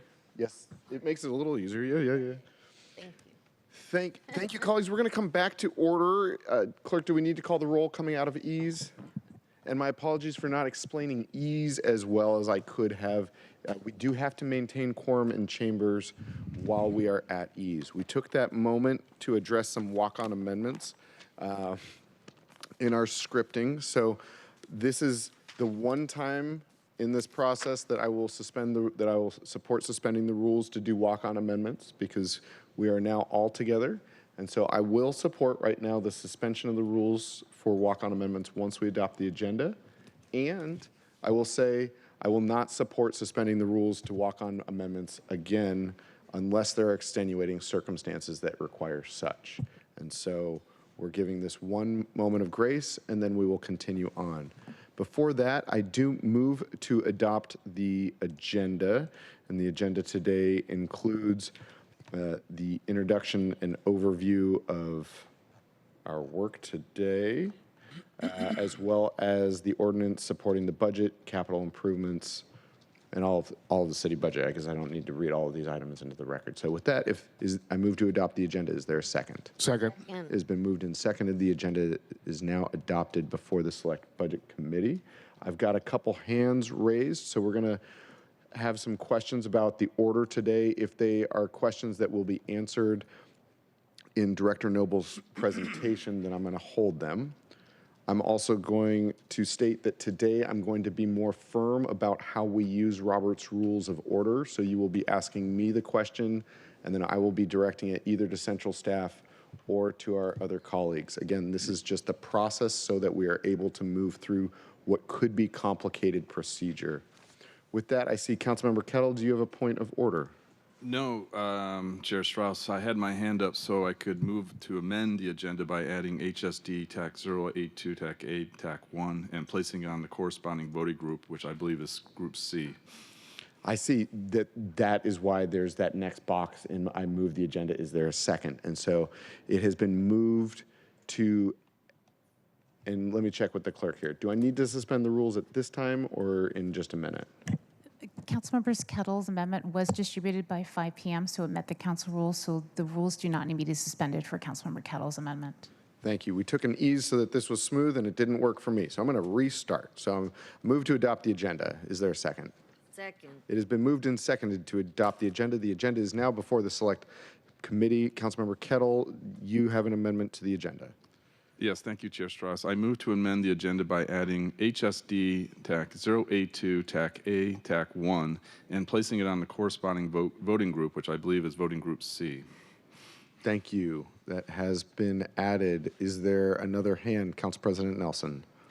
I move to amend the agenda by adding CBA, I have three, Law 002A, S.051A, and OED 019A1. Thank you. And does that include you just distributed? We have to suspend the rules for that. Is that correct? Did you want to consider them individually, or do you want to consider them all in one vote? These all will be separate votes. Yes. And so Councilmember Kettle's motion is currently pending. Once we vote on Councilmember Kettle's amendment, we can vote on this whole thing as a package. You want to move them all as a package? Yeah. Okay. It's fewer votes, correct? Okay. Well, if you want to move them all as a package, then as chair, you have the prerogative. You can just move to amend to add all of these items, and then we can get a second and have debate. Yep. But Councilmember, go ahead. Wonderful. Council President, you've got Law 2 and S.51. Is that correct? Yes, those were distributed yesterday. And by 5, to and then I add have a your new one. third walk-on amendment for OED, we need to suspend the rules. Is that correct, Clerk? 19A. Is that correct, Clerk? We would have to suspend the rules. Do we need to do that at this time? I recommend we do that one separately. We'll do the ones that were distributed by 5 p.m., and then we can do the one separately that wasn't distributed. So we can suspend the rules, and then we can move for amendment. Once we get to a C. So, okay, so we are going to vote on these being added to the agenda right now because they were, as per council rules, distributed before 5 p.m. We will then vote on another amendment that was not distributed by 5 p.m. And so this is why this confusion, colleagues, of walk-on amendments is why I am saying let's do it now, and we will not do this again, please. With that, we are voting to add HSD 82B Law 2A S.51A to the agenda. Is there a second? Second. It has been moved and seconded. Do we need to take a roll call vote, clerk? Yes, please. Will the clerk please call the roll? Councilmember Hollingsworth? Yes. Thank you. Councilmember Juarez? Aye. Councilmember Kettle? Aye. Council President Nelson? Aye. Councilmember Rink? Yes. Councilmember Rivera? Aye. Councilmember Saka? Aye. Councilmember Solomon? Aye. Chair Strauss? Aye. 9 in favor, none opposed. Thank you. And now, Council President, would you like to move to suspend the rules? I move to suspend the rules to amend the agenda with an item that was not distributed prior to the 5 p.m. deadline yesterday. And I will support the suspension of the rules now and not again unless there are extenuating circumstances. Will the clerk please, do we need a second? Or if there's no objection. Is there any objection to suspending the rules? Seeing no objection, the rules are suspended. Council President, you are recognized. I move to amend the agenda by adding OED 19A1 and by placing it in the corresponding voting group. Thank you. Is there a second? Second. It has been moved and seconded. And Councilmember Rivera, confirming you do not want to add this final one? Correct, Chair. Great. I'm pulling So So then we only have one amendment that has not been distributed by 5 p.m. requiring the rules to be suspended. Last check. Any more walk-on amendments? Love you all. Thank you very much. Will the clerk please call the roll on adding OED 19A to the agenda? Councilmember Hollingsworth? Yes. Councilmember Juarez? Aye. Councilmember Kettle? Aye. Chair Nelson? Aye. I'm sorry, Council President Nelson? Aye. Councilmember Rink? Yes. Councilmember Rivera? Aye. Councilmember Saka? Councilmember Solomon? Councilmember Solomon? Aye. Thank you. Chair Strauss? Aye. 9 in favor, none opposed. Thank you, Deputy Clerk Schwinn. Colleagues, Deputy Clerk Schwinn is the one who is monitoring if our audio is making it to the Seattle channel. So even though we may hear each other in chambers, she may not be hearing us on the audio feed. So if she calls your name again, that just means that you gotta Mick Jagger and get close to the microphone. We have the agenda amended at this time. Clerk, do I need to call the roll on the agenda as amended? There's no objection. Or if there's no objection. Is there any objection to the agenda as amended? Seeing no objection to the agenda as amended, it is adopted. With that, we are going to move on to our first item of business that is going to outline, it is, as always, general overview. So we will move into today's voting procedure. If we are able to get to voting on or being briefed on the council bills that we will vote on Monday, we will receive that briefing today. And if there's not time, please check the PowerPoint presentation that has been distributed and attached to the agenda. You'll have an opportunity to pull items from the consent package. Director Noble and Calvin Chow will walk you through that. So again, the votes, today is about voting. Monday, we will vote on some of the budget and some of the budget bills. It's also a spillover if we don't get through today. From there, we will not meet. The time next week is really reserved for Council Central staff to make sure that we've got the budget correct. We'll vote it out of committee next Thursday and a final vote next Friday, all things going well. So with that, we will take lunch at 12:30, 60-minute lunch. So we've got that in about an hour and a half from now. And let's see how much we can get through. So with that, if the clerk could read the first item into the record. Agenda item 1, introduction and overview for briefing and discussion. Fantastic. Director Noble, Calvin Chow, take it away. Thank you, Chair Strauss. So goal here to start, and let me share screen, sorry.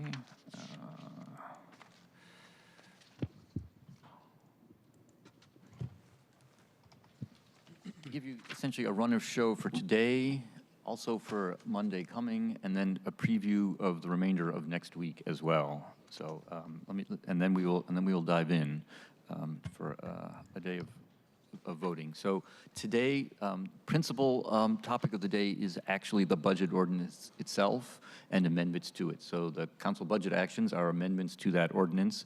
And I'm going to come back and talk about Group A and Group B and Group C in just a couple slides here.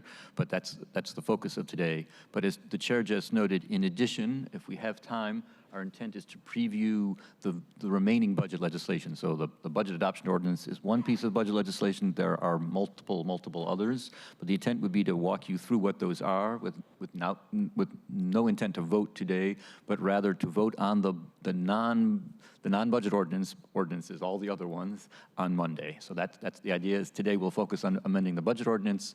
On Monday, focus on passing the other pieces of budget legislation, and if there are any amendments to those, dealing with them. So that's Friday and Monday. Then next week, the latter part of next week, on Thursday, would be a final meeting of this committee to take a last vote on the budget adoption ordinance, inclusive of all the amendments that you will be acting on today. The time between now and then will give us, staff, a chance to make sure we've got it all in order. And there are today, I think, more than 170 items, so you appreciate that there's a complicated coordination activity. Again, not expecting any surprises, but that's the intent. And then Friday, this body will meet actually in its current form for the last time to adopt that ordinance as the full council. So that's what's planned for today, Monday, and the rest of next week. Let me dive a little further into what's planned for today. So, sorry, I have a thing on my screen that's really makes it hard for me to see. So we're going to start by walking through a revised balancing package. I will talk, as we get to that, I'll talk some more about what's in there.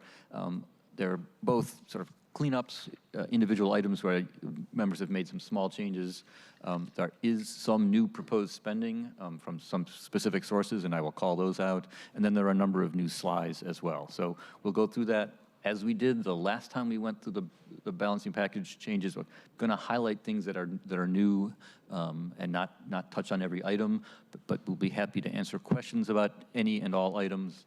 And again, we're going to do most of this. We're going to do with a summary sort of table or spreadsheet, but we in fact have in the individual CBAs. I can pull them up, put them on the screen, and as you vote on some individual items, we will be doing exactly that. So we'll go through Group A. That is essentially a consent agenda. It is the balancing package, and it'll be proposed as a consent agenda. As a consent agenda, any individual item can be pulled by request, and we know there are several items that will be pulled, and there may be some that we don't know about. That'll be your prerogative. We'll then go to Group B, which would be potential substitutions for things that were pulled from Group A. So again, essentially changes to the balancing package or proposed changes to the balancing package. And then there are a set of items, Group C, which are called out for separate vote. They are either self-balancing themselves or are potentially a proviso or a slide. They won't affect the financial balance of the budget, so they can be taken up as standalone items. So that's the order that we intend, and there will be a number of parliamentary pieces moving in throughout, and we'll be looking to Amelia for, at least I would be looking to Amelia for help on those, depending on where we get. So other things being equal, I'll be ready to start on the balancing package. Looks like the chair has some other comments as well. I just want to pause to check to see if anyone's got questions, because now this slide demonstrates all of the procedural work that we're going to go through today. And so if there are questions now to help navigate the rest of the day, I'm taking that the training phrase, it's better to go slow and smooth. So you go slow and smooth to go fast and strong. With that, seeing no further questions, back to you, Director Noble. Thank you, Chair Strauss. Again, so what I intend to do here is to walk through items that have changed in the balancing package. I shouldn't be asking procedural questions this one, but I'm assuming I'll go through all of it. Yeah. We are changing into the next item. And so actually, Clerk, if you would like to read all of the items into the record, that way we can... You only want item 2? Can you please read item 2 into the record? Agenda item 2, Council Bill 121116, adopting a budget including capital improvement program and position modifications for the City of Seattle for 2026 and creating position exempts from civil service, all by 2/3 vote of the City Council. For briefing, discussion, and possible amendments. Thank you. I move to recommend passage of Council Bill 121116. Is there a second? Second. Thank you. It has been moved and seconded to recommend passage of Council Bill 121116. Committee will now take this up. And back to you, Director Noble, for continuing the presentation. Thank you, Chair Strauss. And this is a little bit awkward to ask a question of you, but I think your colleagues may be interested in as well. Is the intent to go all the way through this and then request which items to be pulled, or to, as we reach items that might want to be pulled, highlight them? If you could go through your presentation, thank you, Director Noble. If you could go through your presentation, everyone has the opportunity to see what's here. You can note the things that have changed since our last meeting. At the conclusion of that, we will move into folks having the ability to pull items from the record. Colleagues, a reminder, the consent package is so that we don't have to vote on every item. So if there's something in the package that you would like to speak to, you do not need to pull it. If you do want to pull it, it just means that we'll have more procedural time, and we'll make that note at the end of this section of the presentation. So Ben, you don't need to read every item, just the ones in gray. Colleagues, you can see them before us. Thank you, Chair. So again, the items in gray are ones that have changed somewhat since you've last seen the balancing package. I mentioned that there's some new spending, and when I get to the third item, I'm going to give you an overview of that. I'm just going to take these in order, though, otherwise. So the first changes into Arts 1, it's 1B1 now. The total dollar amount of this CBA is unchanged at $100,000. It now directs $25,000 to creative spaces and low-income artists support in Capitol Hill, and $75,000 for the activation of Cal Anderson Park. Any questions on that? I'm going to keep moving. Just keep moving unless we see a hand. Thank you.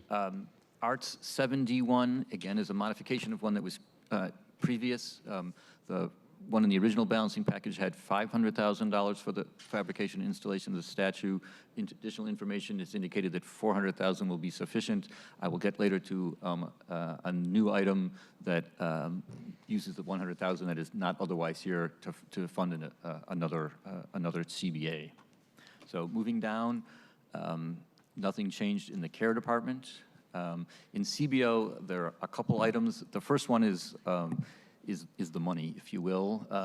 So I want to describe how we have come to this new balancing package and addressed some of the additional funding interests that were expressed by council members. So as you considered the original balancing package and again other interests, we were working with council members to identify potential funding sources for these additional interests, and discovered that, to use vernacular, a lot of people were pointing to the same places, and that had the potential for there to be a number of competing amendments. So what we have done is to separate out identifying sources of funding, and then through the chair's help, pointing a specific set of new CBAs to that funding. So this CBA frees up an additional $1 million and $1,050,000, so 1050, for general government expenditures. And I will highlight the items that are then funded from that additional money. The money comes from essentially two places. One is a cut to OED. There had in the mayor's budget, there was a proposal for $500,000 to pay for a business climate assessment. Again, multiple of you identified that as a lower priority compared to other things that you were interested in. So that is cut here. In addition, through our own work, discovered that there was some additional fund balance available in SDOT. This same CBA transfers that SDOT resource into the general fund. Currently, the total amount of general fund support going to SDOT is beyond and above the minimum required per the terms of the levy. So this we can make this transfer without violating that. So bottom line, this CBA frees up $1,050,000. And again, I will highlight where that money is directed as we move through the remainder of the revised balancing package. The other item here is a new SLI. It's a request to CBO, and it's a request to CBO as a centralized coordinating entity rather than as their budget function. And the request is that emergency response data for I believe it's 61 permanent supportive housing sites in the city be collected and collated among and between fire, police, and care, and that they, CBO then provide a report about the number of emergency responses, 911 or otherwise, to those 61 sites. That's that slide. Again, without questions, moving forward. Deal 3A1 is a proviso of $167,000 to ensure that there is sufficient funding for child care navigation and support of unhoused children. There was a potential cut that we learned about after the initial balancing package. This would provide the resources in deal to ensure that the funding continues. This funding is currently directed towards Mary's Place. Department of Neighborhoods, no changes. Finance Administrative Services, one new add. This is one of the places that additional $1 million+ was directed. So this is to increase FAS's budget by $250,000 to support women and minority-owned businesses who are facing new challenges given changes in the federal rules that qualify one for that status. You've heard testimony today from a number of folks associated with Tabor in support of this item, which I'm not meant as advocacy, but rather to connect what you're hearing to what the CBA is. Moving forward, Finance General.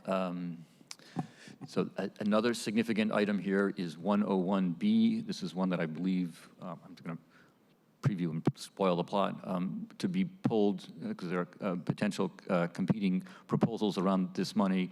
But this would take $1 million, $1,060,000. The $1 million is a share of, would be a cut to the SAIL, the Stabilize, Activation, and Invest Locally Fund that had been proposed for OED.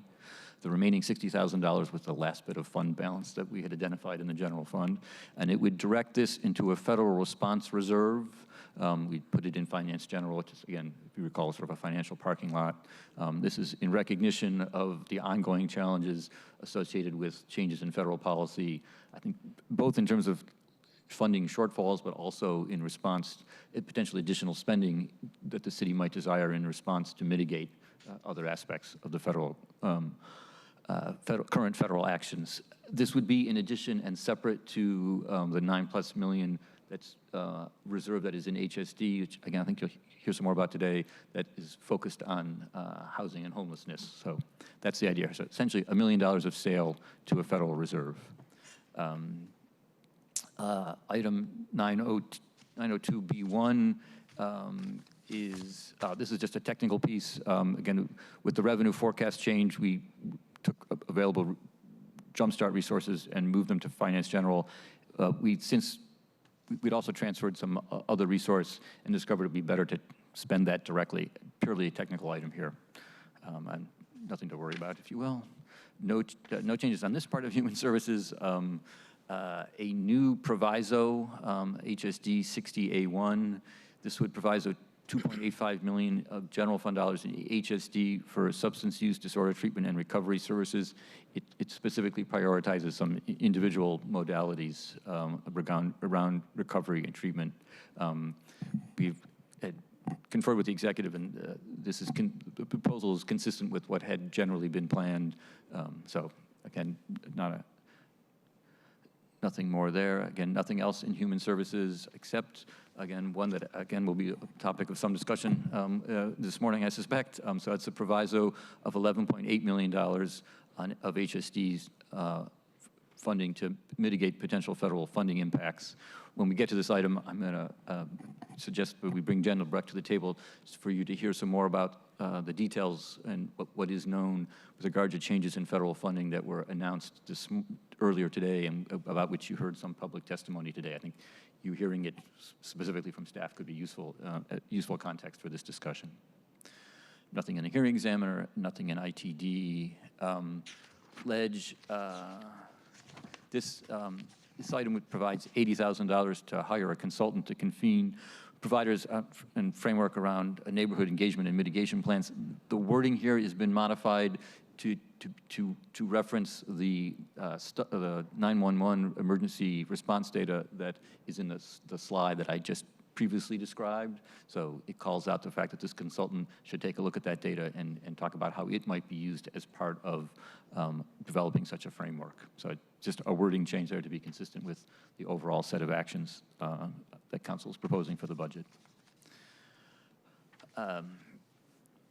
The Office of the Mayor, a SLI requesting that the Mayor provide quarterly reports regarding the activities and performance of the Unified Care Team, the UCT. This is essentially a renewal of a SLI that has been done in the past to ensure that there is ongoing reporting about what the Unified Care Team is doing. There's also later a proviso related to UCT as well. So Office of Economic Development, a number of new items here, in particular around, well, not exclusively, but several of them around the SAIL, the Stabilize, Activate, and Invest Locally Fund. So this first item would, that item had been proposed at $4 million.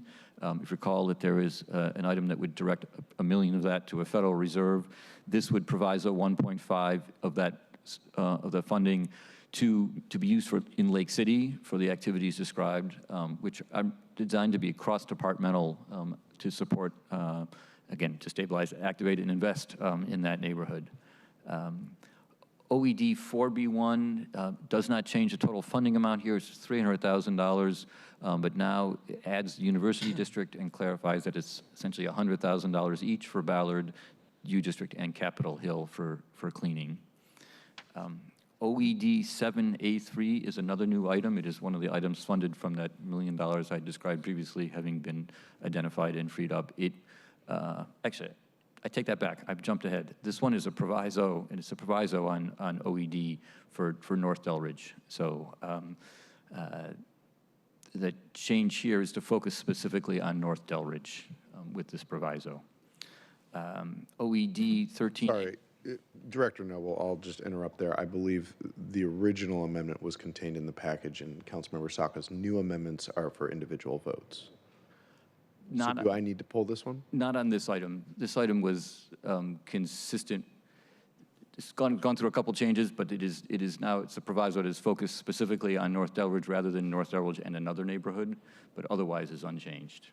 I'll likely be pulling this. I believe that my original proviso is what needs to be in the package. Okay. Thank you. I'll just note that now. 13A1 is a proviso for OED for $200,000 to support small business in Eastlake. 115A1 is a proviso of $1.5 million in OED for services in Little Saigon and Chinatown ID. This includes a share of the sale money as well as, in addition, some other OED funding sources. 16A1 increases OED by $50,000 and does that by transferring money from ITD, from the IT department. That is general fund money within IT, and it's to support technology fund for permitting and account. Well, excuse me, that's where the cut is. It's to support workforce development, the $50,000. OED 18 SA1 is a SLI requesting that DON and OED assess the neighborhood ambassadors and the public safety coordinator programs and make recommendations for their continued investments and the best way to do that and to support neighborhood ambassadors. Nothing new in OEM. Office of Housing, a new SLI that would request that OH prioritize recovering housing projects in its 2026 notice of a funding availability process. That's what it does. OIG, nothing. Office of Immigrant and Refugee Affairs, 2 new slides. One requesting a report on the Seattle Immigrant and Refugee Commission. The commission was established to have 15 members. It grew out of an advisory board. There's currently only 1 appointed member. I think the goal here is to revive the commission and get a report on how that could be done. The second item is a slide that looks forward to 2027 and requests a report in advance in August of next year of how OIRA plans to spend the $4 million that, by a separate action, identified here as 1B1.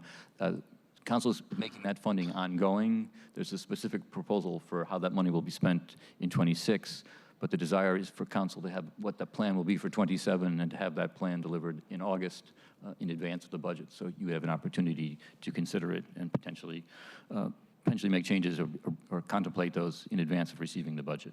So those are the two for OIRA, both slides. Nothing new, Office of Labor Standards. OPCD, one new item to increase OPCD by $100,000 for Rainier Beach Community Health Clinic. This is another share of that $1 million I described sometime back as having been freed up. OSE 4A1, this would increase by $100,000 OSE's budget to support a report on the city's approach to regulating regulating trees. So again, this is $100,000 that was freed up in the arts-related CBA for the peace statue. And again, you've heard testimony about this item this morning. City Light, this is a proviso for $100,000 for City Light to support outreach and apprenticeships, to outreach to recruit minorities and others to City Light's apprenticeship programs. Sorry. Department of Construction and Inspections, one new item. It is a complement to SDCI 1B1, the first item on this page. So it is, but the new one is 6A1. It would further increase SDCI's budget, this case by $400,000, to restore reductions to tenant service contracts. So the total restoration would be $900,000, the $500 in the first item, and the $400 here. This is again one of the items funded by the additional funding that we had identified and discussed previously. SDHR, no changes. SDOT, no changes on this page, but a number of new items here.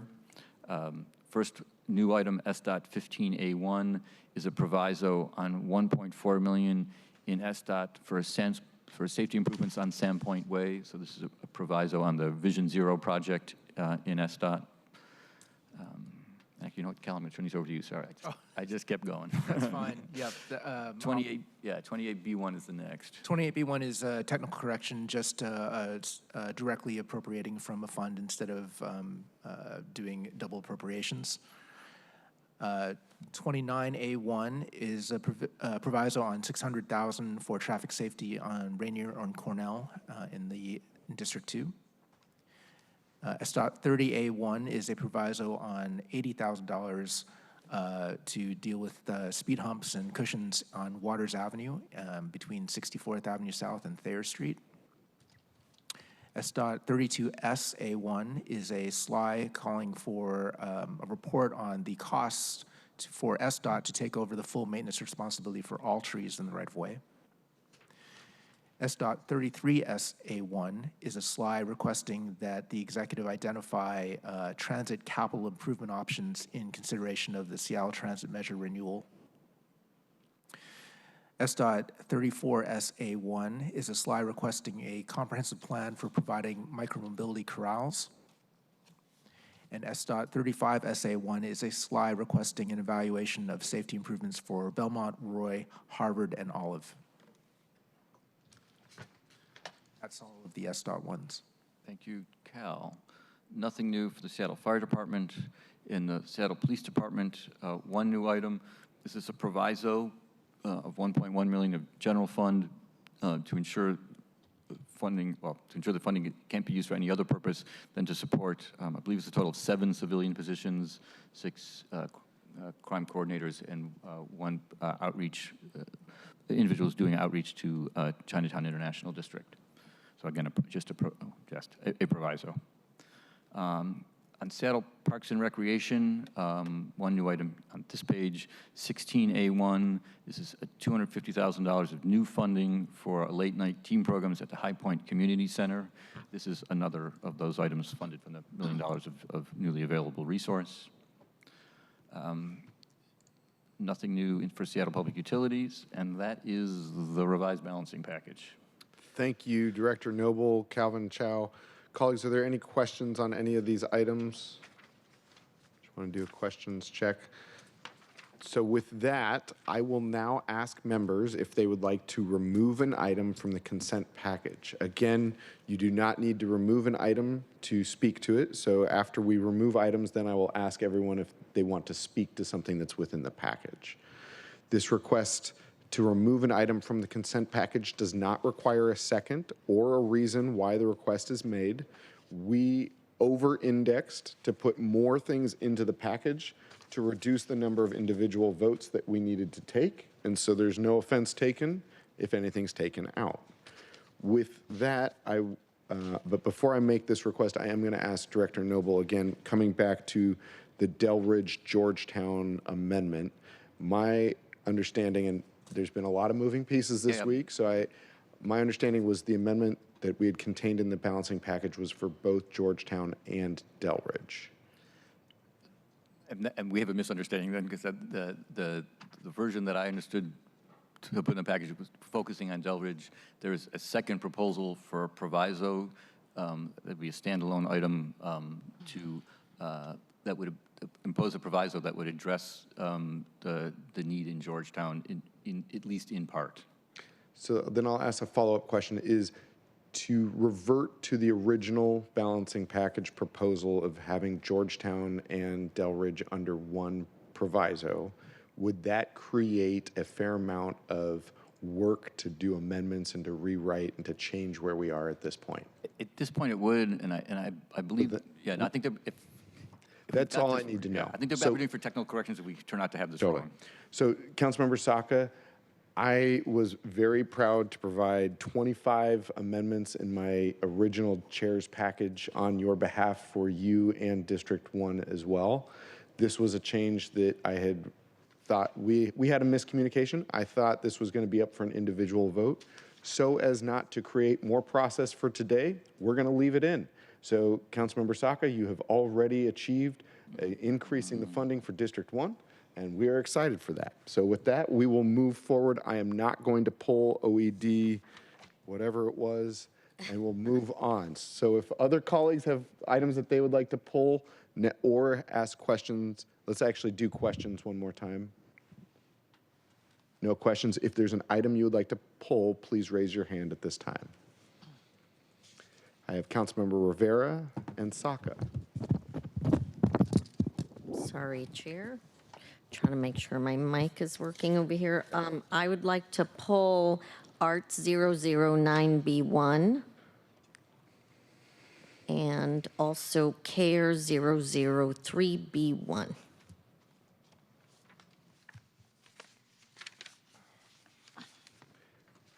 And Clerk, would you like to read those back? Or whoever's documenting? 009B1 and Care 003B1. I see Councilmember Saka has his hand, and then or you've got a question. Point of order from Councilmember Juarez. What's your point? I just wanted to say, when we pull things, can we say what number they are in the packet besides the actual, instead of the HSD 0402, can we also say it's number 41? Because it's all listed, it's easier to just hear the number. Will we come back? Okay. We'll come back to that, just to make sure everyone's on the same page. Councilmember Saka, you are recognized. Thank you, Mr. Chair. I move to amend Council Bill 12116 to remove FG-101-B-1 from the Chair's consent package, which states increase FG by 1.06 million GF one time for a federal response reserve, decrease OED by 1 million GF one time for stabilize, activate, and invest locally sale fund. Thank you.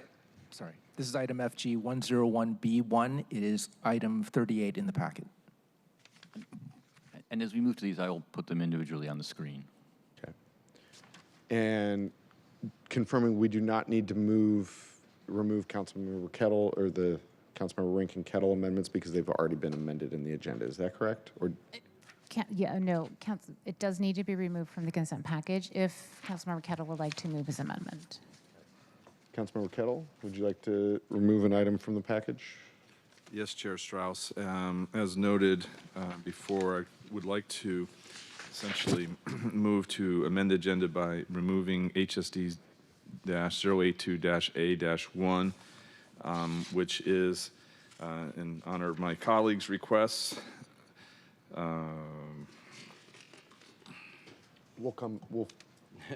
We'll do a briefing in just a minute. There's so many HSD ones, but Group A 73, and then replacing it with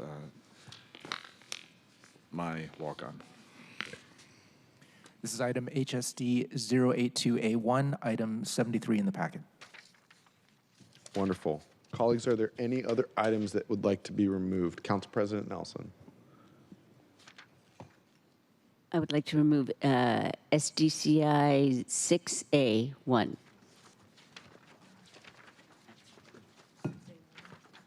SDCI 6A1 is item 126 in the packet.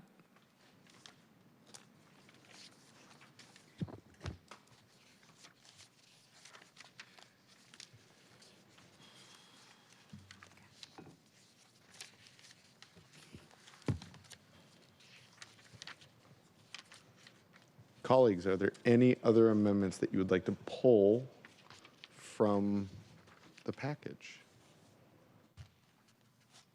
Going once, going twice, and we are moving on. So we will now brief these items. Well, actually, let me ask a procedural question here with the clerk. Should we pass the consent agenda and then come to these for individual votes? Correct, with the exceptions of those that have been removed, and I believe central staff is going to be showing the ones that were removed, so when you move the consent package, you'll be able to see which ones will not be included in that. Wonderful, and I see that the script is being filled in here, but I can't move forward until it is. So we're going to take just a moment so that I can read these out in their proper order. And then Council Member Juarez will come back and brief through each of these. Yeah, I'm in the same boat, 100%.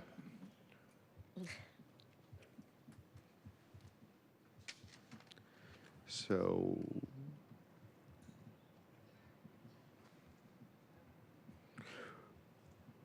items ART 9B1, CARE 3B1, HSD 82A1, and SDCI 6A1 have been removed and will be addressed separately. FG 101. Yep, cool. FG 101 B1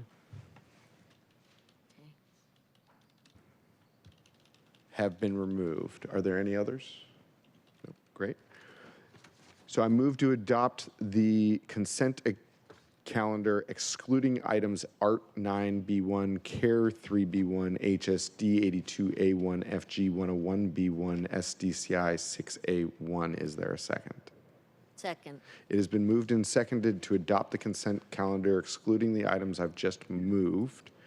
And before I call the roll, I'll ask now if colleagues would like to address any items in the consent agenda. Councilmember Kettle. Thank you, Chair. I just wanted to take the moment to thank Councilmember Rivera for her addition in support of Mary's Place.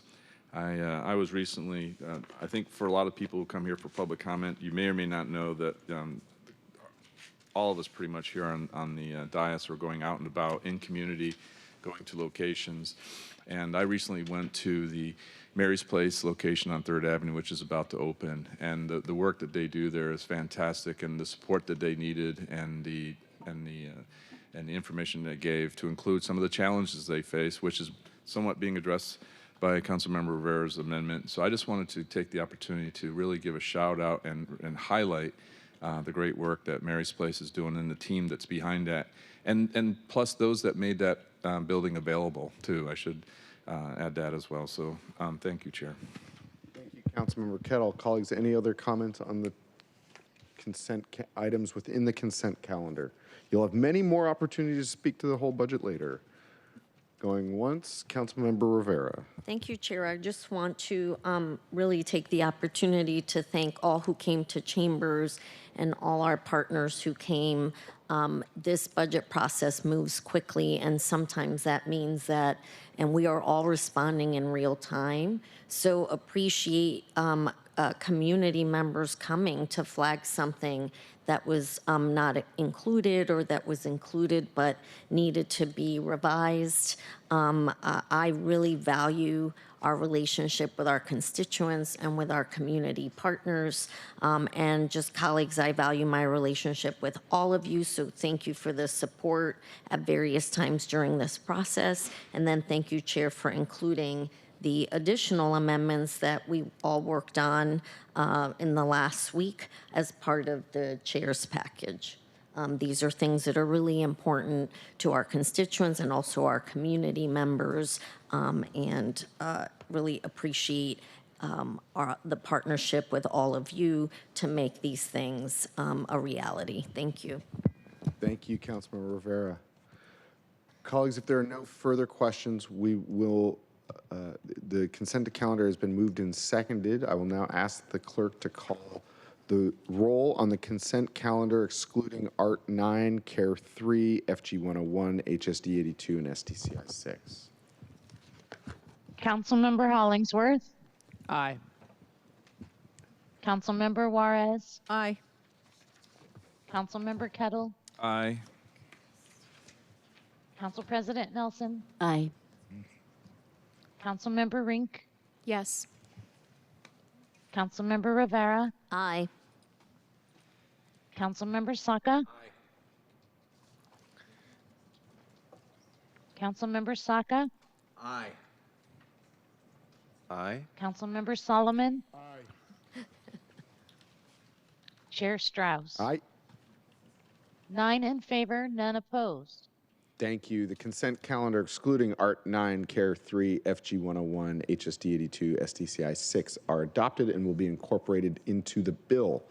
We will move through these in alphanumerical order. FG 101 is going to be a longer conversation, and Central staff, please be ready to step up to the committee table if colleagues have questions. With that, we will start with Art 9B1. Does this need to be moved and seconded, etc.? Councilmember Rivera, let's see. Councilmember Rink is sponsor of the amendment. I will allow you to move this amendment. Thank you, Chair Strauss. I move to amend Council Bill 121116 as presented on Arts 009B1. Second. It has been moved and seconded and thirded to hear Arts 9B1. Central Staff Director Noble, if you could give us just a brief overview, and then we'll open it up for questions and conversation. Yes, I can. So this item deals with the potential dedication or not, if you will, of admissions tax revenues to arts funding, and in particular to potential for arts funding of city activities within the city as opposed to outside agencies. So as part of the 25 and 26 budgets, $2 million of those admissions tax revenues have been dedicated to city-specific things. $500,000 of that is directed towards the Festal program at Seattle Center, and that is a relatively long-standing practice, that $500,000, several years. The $1.5 million referenced here is new to the biennium for 25 and 26. And there's, I think, some question as to whether the commitment of that $1.5 million in 25 and 26 was intended to be ongoing, that is to say we would, beyond 26, use this ad tax money for city arts, within the city arts activities, if you will, or whether that was intended to be limited to the biennium and then to be revisited as a question of what that funding source should be for 27 and beyond. So this action makes it attempts to clarify that that the intent was that for 25 and 26, that 1.5 million be used, but that wasn't an ongoing commitment of those ad tax dollars. I will say that as we encounter this in 27, it will be a challenge to find an alternative funding source, just given the city's overall financial situation. But the idea is that you would be able to take up anew the question of whether you wanted to dedicate those revenues on an ongoing basis or whether you just wanted to do it for the biennium. So this would make it just the biennium. Thank you, Director Noble. Colleagues, questions, comments, discussion?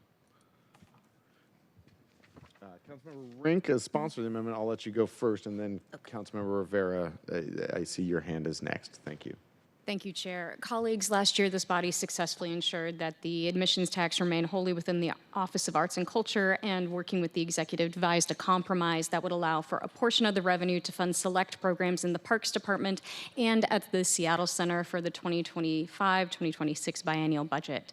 The intention was for this to be a one-time redirection, but my understanding and my office's understanding is that somewhere in the process a button wasn't pushed, and as a result, we find ourselves in year 2 of this biennial budget with that temporary redirection inadvertently made permanent due to a technical error.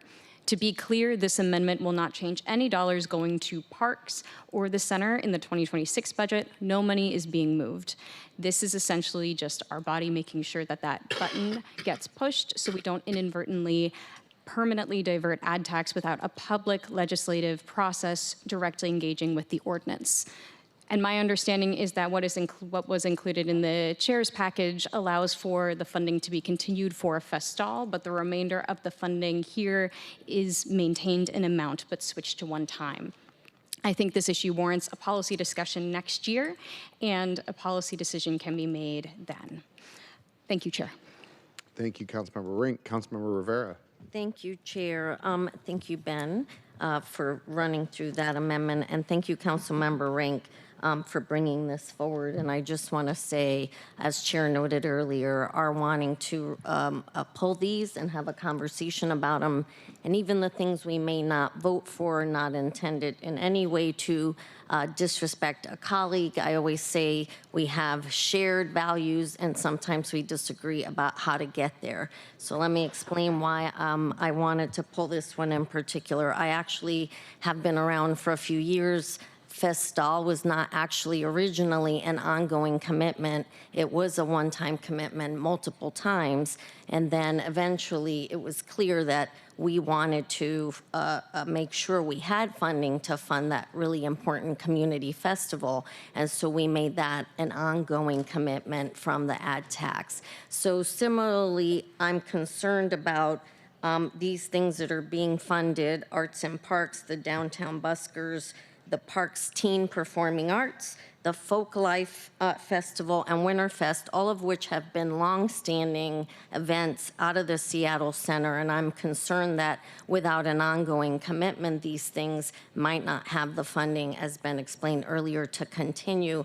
And I feel like it's going to be like Festal, where we will continue to have to make it perhaps one time until then we decide to make it ongoing. And so for those reasons, I'm gonna vote no, because I would like to keep these things ongoing. I'm afraid they're not gonna be funded otherwise, and these are all really important community events that community has come to rely on. So thank you. Thank you, Councilmember Rivera. Colleagues, further discussion? Questions? Council President Nelson.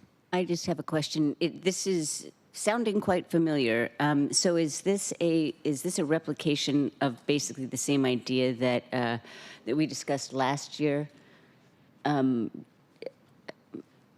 you, Council President. Director Noble, would you like to explain the differences between this and last year? And then, Council President, I'll call on you again if you have further questions. Jasmine may be able to help it. So this was done last year, and it is again in this year's budget. That is to say, 1.5, well, a total of 2 million, but beyond Festal, 1.5 million of ad tax revenue dedicated to arts activities within the city as an alternative to general fund support. So it was done in 25, it is done in 26. The question is, ultimately, should that be assumed for 27, or should it be an open question again in 27 as to whether or not ad tax should be used for city activities or limited to really to support outside agencies? So it's been done, but the question is, does it want to be a commitment ongoing to direct money to city stuff, or to open up the possibility that it be used for outside organizations in 27 and beyond. Thank you. Anything further, Jasmine? Council President, further questions? So a vote in favor of, or I mean, a vote against would then maintain funding for internal city operations? The implication would be that yes, that 1.5 million is meant to be an ongoing commitment of admissions tax revenues for city stuff. So yes, a no vote is to support this being an ongoing commitment of those dollars for city activities. Thank you. Council President, any further questions? And I apologize for my point of orders, because I want to keep things simple. So basically, a yes vote means keep it in the chair's package, and a no vote means take it out. I mean, take it out, basically. Yes, I mean, that is to say, it was included in the chair's package with the intent that it be, the chair supports this item, supports the idea that that the council would revisit the question in 2027 as to whether or not ad tax monies should be used for city activities. Right, but as we go forward on the things that were pulled, if we're voting yes, we're saying keep it in, and if we're voting no, we're saying no. Got it. Effectively, Okay. yes. Said another way, if you vote yes, it will stay in this budget, not the chair's package, just the budget generally. We're past the chair's package now. Now it's just, is it in the budget or is it not in the budget? Member Juarez, well said and well requested. Councilmember Rivera, I know that you've already asked a question. I've seen Councilmember Juarez now. Council President Nelson, anything further? No, my question was answered. Fantastic. Councilmember Rivera. Yes. Fantastic. Thank you, Chair. And then I'll come to you. Ben, these are city funded, but again, to be clear, these things that I listed, Arts and Parks, Downtown Buskers, the Parks Teen Performing Arts, the Seattle Center Folk Life Festival, and the Seattle Center Winterfest are longstanding community events at the center. So I don't want to make it seem as though this is something we're just doing that we're doing community doesn't care about. These are things that we have dedicated we dedicated funding to in 25 and 26 because otherwise this funding would not be available. And so the question is, we want to continue this funding so we're not in this situation like we were with Festal, where every year we're making a decision about whether to continue it or to cut it. So I want to be really clear about that, because otherwise it sounds like it's not for us. These are community events that community have come to rely on. I think that's an entirely fair characterization. Okay, thank you. Thank you, Chair. Thank you. Councilmember Kettle? Thank you, Chair Strauss. Given the discussion about parks and Seattle Center and the like, I just wanted to reiterate, which I believe is to be true, but I can always get confirmed by the individuals at the table. Thank you, Director Noble, Mr. Chow, and Ms. Mahar for being here, that this remains in arts, and arts continues its oversight of the administration, the ad tax moving forward. Yes. Director Noble? Yep. Thank you. Markello, you got more? Nope. Sorry, So I just want to say this thank one. you. I just want to confirm that. Thank you. Colleagues, further discussion on this? Further discussion? Councilmember Rivera, more? But just to clarify, it stays in arts, but arts isn't giving it to these festivals unless we will it so. I just want to be really clear. Director Noble. So thank you, Chair. The current budget, the money goes to arts and then is distributed in these dollar amounts to the parks and center. And one time for 2026. What I'm saying is, sorry, trying to keep Please, Robert's rules. This is saying it's one time, but it's not ongoing. So then ongoing, we'd have to make a decision about it again. And so, colleagues, what I'm saying is I am concerned about the ability to continue these events that I just described ongoing. So rather than do every year like we used to with Festal, where every year we have to dictate whether it's going to continue or not, continuing it as an ongoing is important. That's what I'm trying to get to with this. Thank you. Councilmember Rivera. I'm going to wrap discussion up on this, so I'll make a comment, pass it to the sponsor, and then we'll take a vote. Just to say that I agree with you, Councilmember Rivera, about the need to address this and have ongoing spending, and I also believe that we need to have a little bit longer of a policy conversation. This conversation that we're having right here at the table is a microcosm of all of the things that we need to talk about, and budget is not the time to take up policy. Budget is the time to pass the funding levels. With that, and so I'm going to be supporting this amendment with the understanding that I would like to see us funding these programs in an ongoing way, and that the reason I'm supporting this amendment is so we have the time to craft the necessary policy to do so. With that, Councilmember Rink, you are recognized.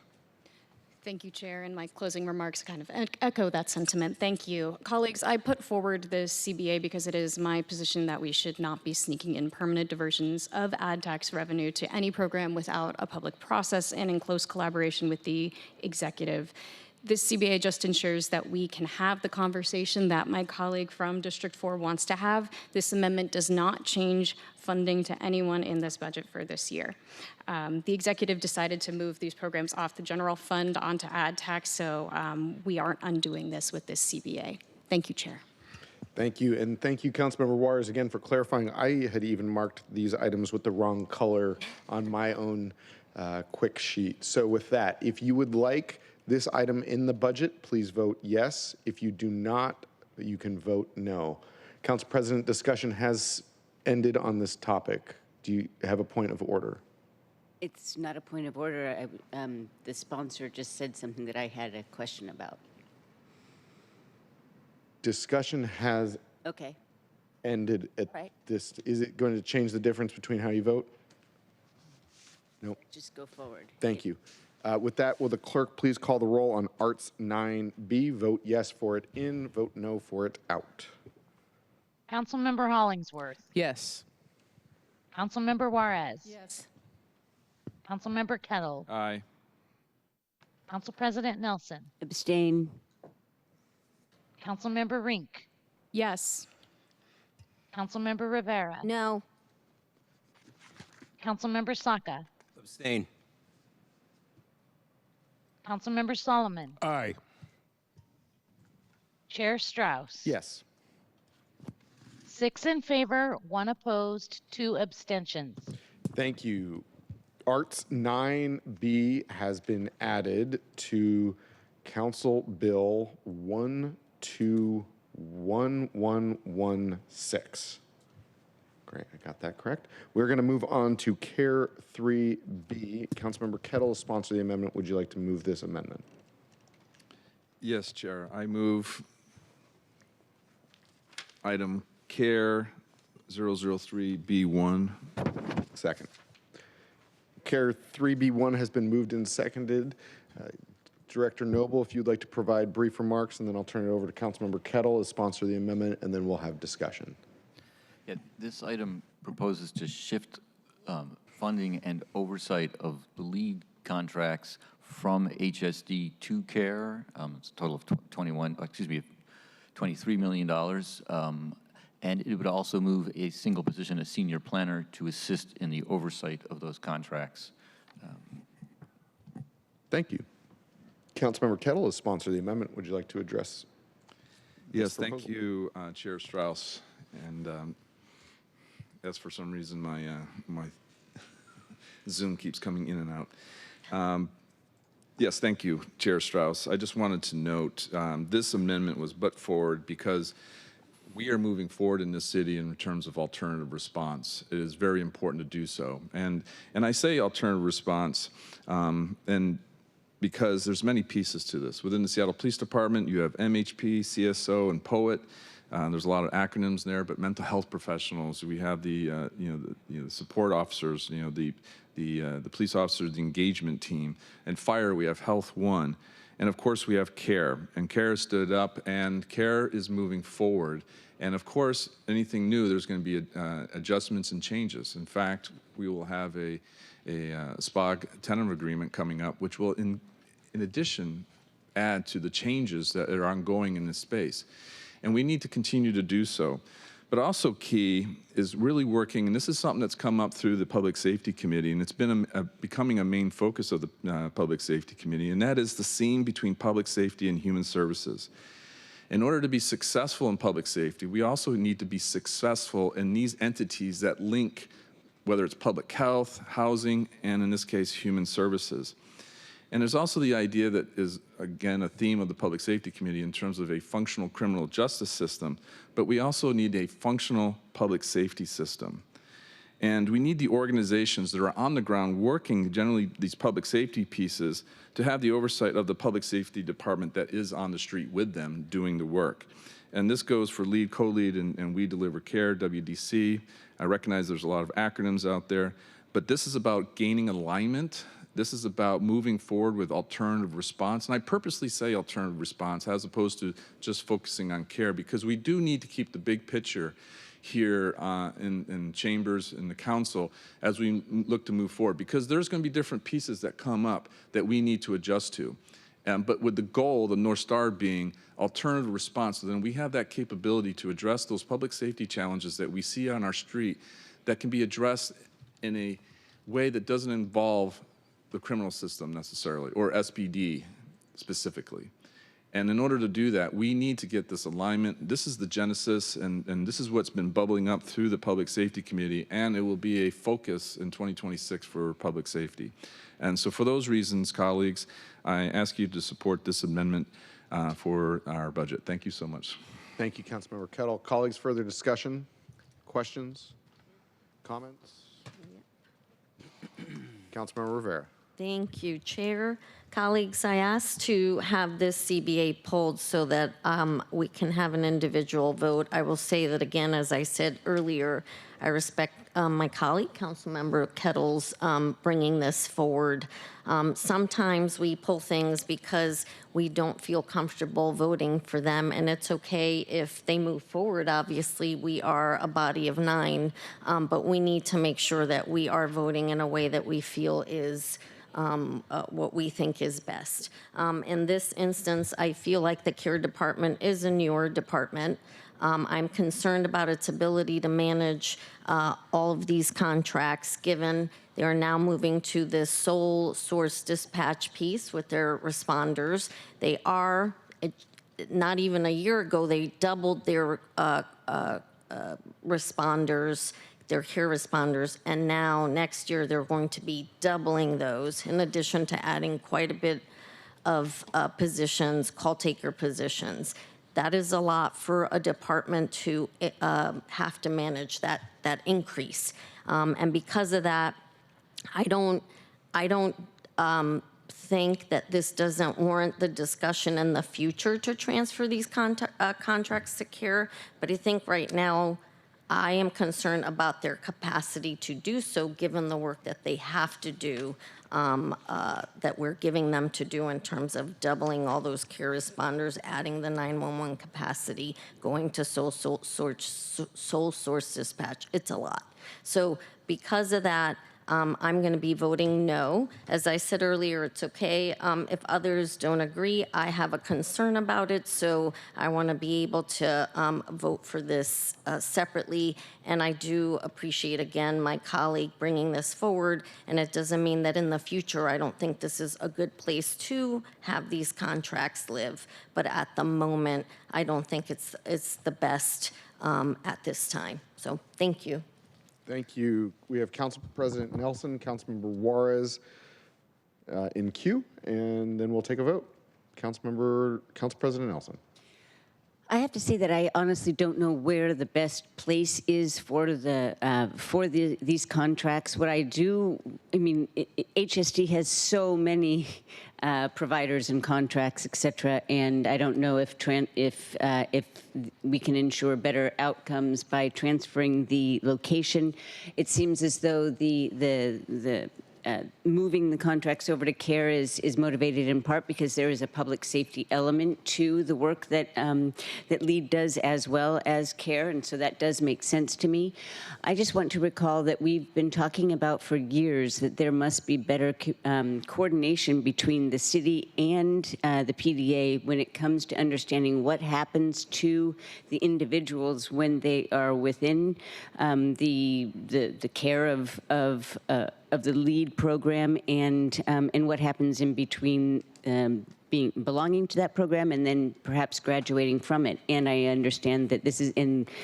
I have spoken at length with Director Dugard, and I believe that she would agree that they have the PDA has a way of tracking what happens to the individuals that are in the LEAD program. However, the city does not communicate with their database, and so there is perpetually a gulf of understanding and knowledge about what is happening to these individuals, whether or not LEAD is actually helping people move on from once or repeatedly committing the low-level illegal acts. And so I just want to say that I will probably go ahead and support this this amendment. I just want to remind everybody that this is a job for the city to continue doing. And it's our fault that we haven't figured out a way how to create that database bridge or that connection so that we know that the millions and millions and millions of dollars that we're spending on these programs is actually having the intended outcome. Thank you, Council President. No questions, so I'm not going to call on anyone else. So I will say Council Member Juarez. Thank you, Mr. Chair. I just want to start that I will be supporting this, and I'll tell you why. I think just Council, the Budget Chair and I were here in 2020 and thereafter, and I have been through 4 chiefs, Chief O'Toole, Chief Best, Chief Diaz, and now Chief Barnes. And of course, we've been working with Chief Amy Barden as well, who we hired and brought on. And I've served 3 times on the Labor Committee behind the scenes with SPD and Seattle Fire Department and developing policy, as well as being part of the conversation, the consent decree, and the legislation that we implemented to respond to a lot of the police issues that came up in the consent decree. So with that, the reason why this is so important to me after 8 or 9 years is that this is exactly what the people demanded. They demanded a community-based, organic response to social injustice and looking at upstream alternatives from not just us policy, but as a community and what our police force should look like. And this is it perfect? No. Is it a step? Absolutely. And as someone who can actually stand in witness since 2015, we're in the right direction. And this is what we need to do. Now, I've said this before, and I know I'll probably hear from everybody who's going to complain, but as a woman of color and growing up in a community that was over-policed and targeted, to have something like this with someone in a place like Chief Amy Barden, who we're working with across the city, including Lake City, Aurora, and other areas. I'm very proud of this program, and I want to see it succeed. And for that reason, I will be supporting it. Thank you, Chair. Thank you, Councilmember Juarez. You took the words right out of my mouth. Before we come back to you, so I'm not going to add any other comments, but for those of you playing budget bingo, Councilmember Juarez and I have been here for the same number of chiefs, but different chiefs. Which ones are they? Colleagues, are there any other questions or comments or discussion on this topic? Councilmember Rivera, I see your hand for a second time. We're running out of time, so that's why you will have the last word, and then I'll give it back to the sponsor, and then we're going to move forward. Thank you, Chair. I just want to make it very clear because I think this conversation took a little bit different turn here. I want to state for the record, I believe in alternative response. This has nothing to do with believing in alternative response or not. This is a mechanical issue about where these contracts live. Do they stay in the Human Services Department or they transfer over to the Care Department? I too want to see the Care Department succeed. And sometimes we give departments things and they have a difficult time managing the extra. I'll say it like that. And so because I do want to see it succeed, I want to make sure that they're doing the doubling of the care responders and the additional 911 call takers and the sole dispatch piece that we've all been wanting the department and the responders to do. I want that to succeed. And so I am concerned about giving them more, like the management of these contracts. In no way am I trying to undermine alternative response. I agree, and I too was here. I was in the mayor's office. I was not on council, but I was here, and I was here through all the chiefs that you also, colleagues, were here for, and during all of the events of 2020, I too was here. So I do agree with you on the alternative response. This is what people wanted, and I want to see care succeed. And because of that, I may have my own, I definitely have my own take on how to best help them succeed. So we are all aligned. And that is simply the issue here.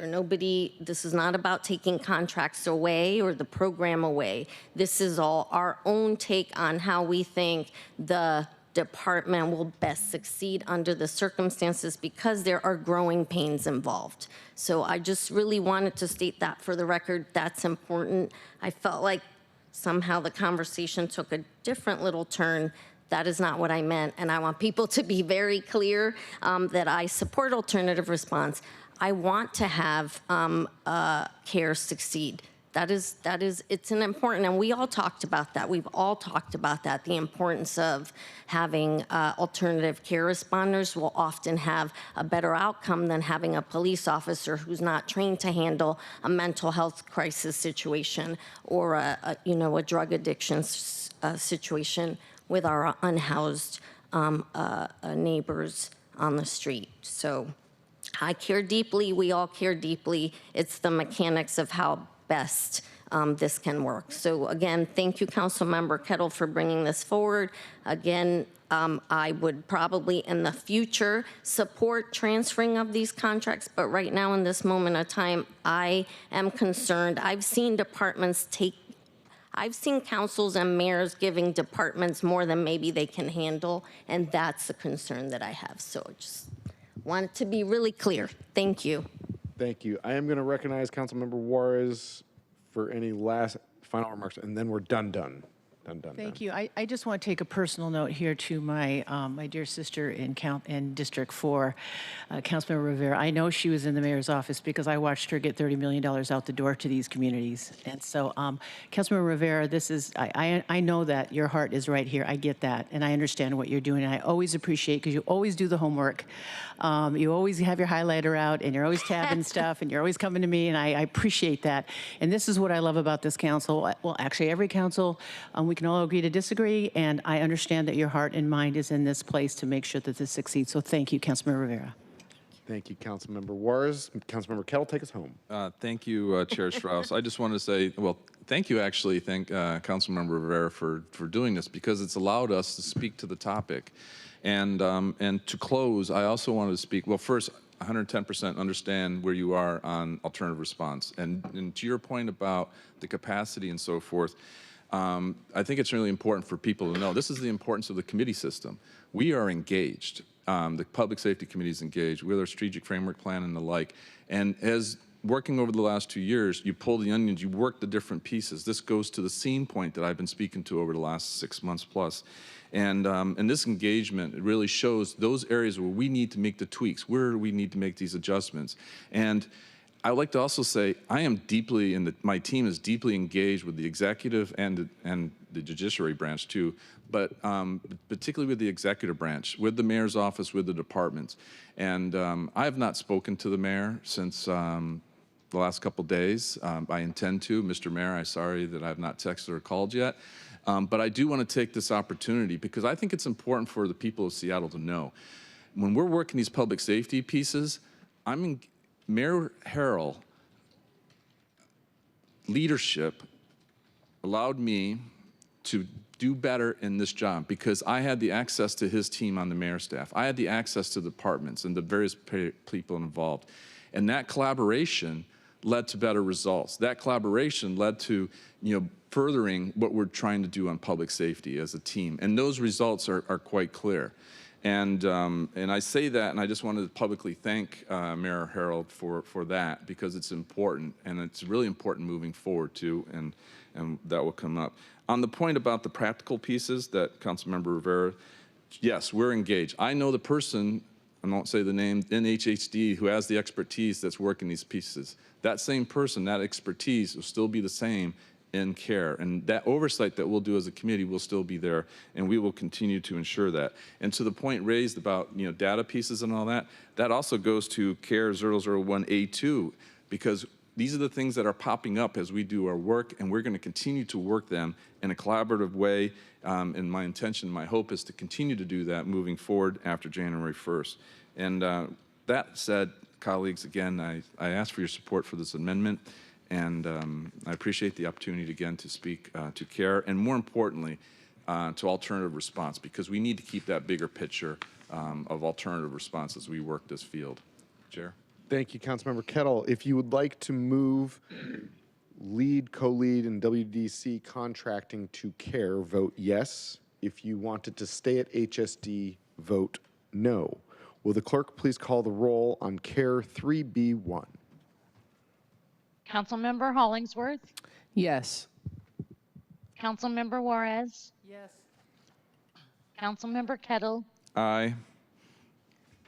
Council President Nelson, Aye. Councilmember Rink, Yes. Councilmember Rivera, No. Councilmember Saka, Aye. Councilmember Solomon, Aye.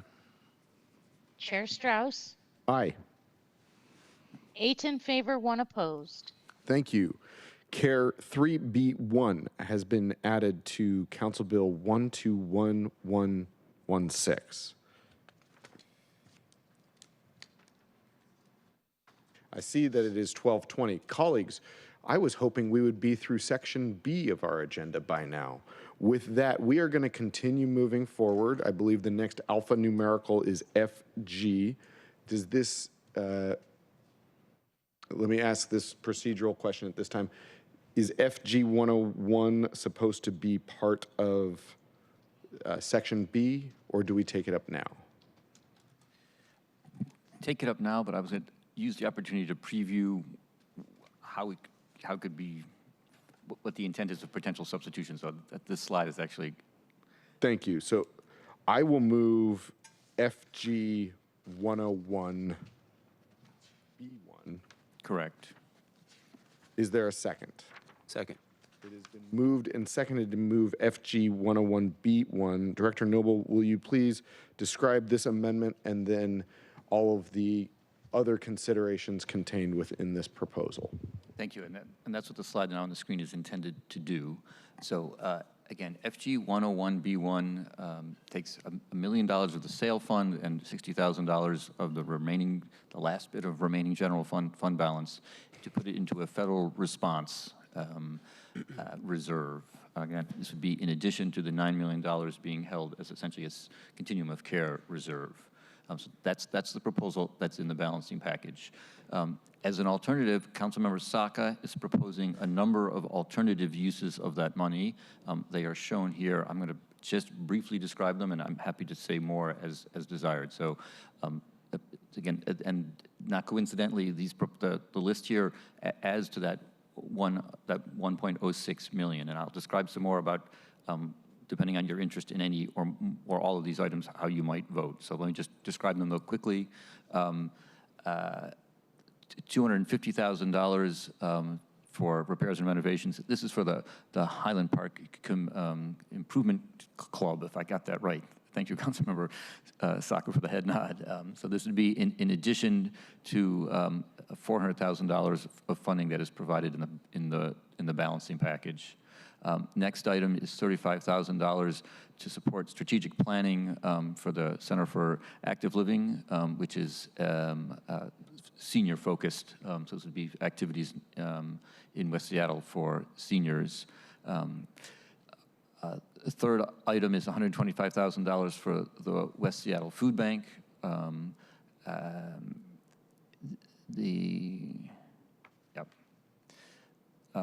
The reference here to decreasing HSDs is in error. These would all be funded from sale. So yes, actually, multiple of these have references to funding sources, and the idea actually here is that they could all be funded as an alternative to sale, so I apologize for some of that.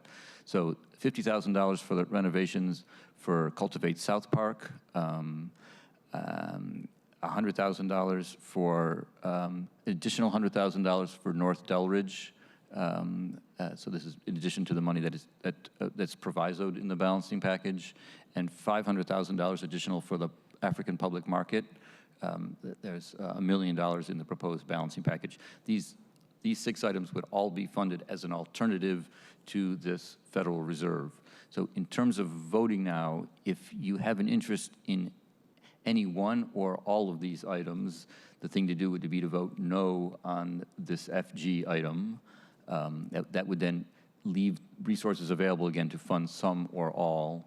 I can't speak officially for the chair. I think the implication here is if you were to vote no and then support some but not all of these items, that the remaining resources could then be directed to that Federal Reserves. So, so again, if you're interested in any or all of these items to be funded as an alternative, the thing to do is to vote no on FG. That then opens up the possibility of considering any or all of these items as we move forward. Thank you, Director Noble. As sponsor of this amendment, FG 101B1, I'll speak to its merits in just a second, and I want to thank Councilmember Saka for raising these items.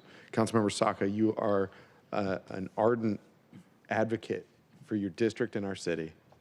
I mean, it's impressive. It's really good. If I had all the money in the world, I would have funded all these things. I mean, really. And so I can't speak to why not do any of these things, because you've identified really important projects that our city's residents, D1 residents, all will enjoy by having a better city. And that's why I was proud to include those 25 items in the chair's balancing package. That's why I was excited to increase that by $250,000 plus whatever this extra Delridge money that we had the miscommunication on earlier today. That's why I have been so excited to be able to support you in those ways, because you're an ardent advocate. And so that, colleagues, where we are on the time check, it's 12:25. We're going to continue moving forward. These amendments represent 6 of the 13 amendments, Councilmember Saka, you're bringing today. So again, I'm very excited to have supported your 25 items in the balancing package, the additional and the revised balancing package. And if I could, I would support all these today. However, we have a serious issue before us on the horizon, and that is the unknown caused by the federal government. I'll remind us that a year ago, when the chair's balancing package was released, was when the results of the federal election were provided, and we did not have the foresight at that time to put money in reserve for a federal response. We've seen in just these last few months, on October 1st, the federal government went into its longest shutdown ever. November 1st, the SNAP benefits lapsed for the first time ever. We as a city committed to spending $1 million a week. That would have been $4 million by Thanksgiving and $8 million by Christmas. We've already seen SDOT have to repay a $4 million loan grant that they received. And then what we heard today in public comment and what we'll come to in another amendment here is that we have a potential funding gap in our permanent supportive housing. Colleagues, I get so frustrated by the city of Seattle having to take up the work of the federal and the state government on a daily basis. When you look back to the 1980s with the housing money, people weren't homeless, they were housed. And when you take money out of housing, they become homeless. When people who have mental illness, and there were problems with the mental institutions in the 1970s, and those needed to be addressed, but that does not mean removing the funding for addressing mental illness. And 40 years later, we see it playing out on our street. What we're hearing last night is there's another gutting of our housing. and the housing that is specifically designed to keep people who are chronically homeless or have intense needs that need to be addressed. And that's how we keep them off our streets, is by keeping them inside. These things that I've just described have only been since October 1st. It is still November 14th. We don't know what future issues we are going to have to address over the next year. What I do know is that we will have more issues to address, whether it is the continuum of care funding being at whatever level, or whichever manufactured problem and crisis by the federal government comes our way. At a minimum, we need another $1.06 million. We probably need a lot more. And that's why I believe that we need to keep this money, even though it was dedicated to the SAIL program, which is going to be effective. This is why I believe we need to take this money and put it in the Federal Reserve. So with that, colleagues, that's my opening. I will be shorter next time, but that's all I have to say on that item. Are there questions, comments, discussion? Questions, comments, discussion. Councilmember Saka. Yeah, thank you, Mr. Chair, and appreciate your comments and acknowledgement of my sort of advocacy on behalf of my district and the broader city as well. I hope you understand that I am advocating so hard on behalf of my constituents in District 1 and the broader city, in part because I'm inspired by you and your leadership and your stalwart advocacy on behalf of your own districts and the rest of the city. And I'm learning from every last one of you colleagues. And I think in that regard, it's been a race to the top in this whole budget process and our sort of legislative sausage making process more broadly.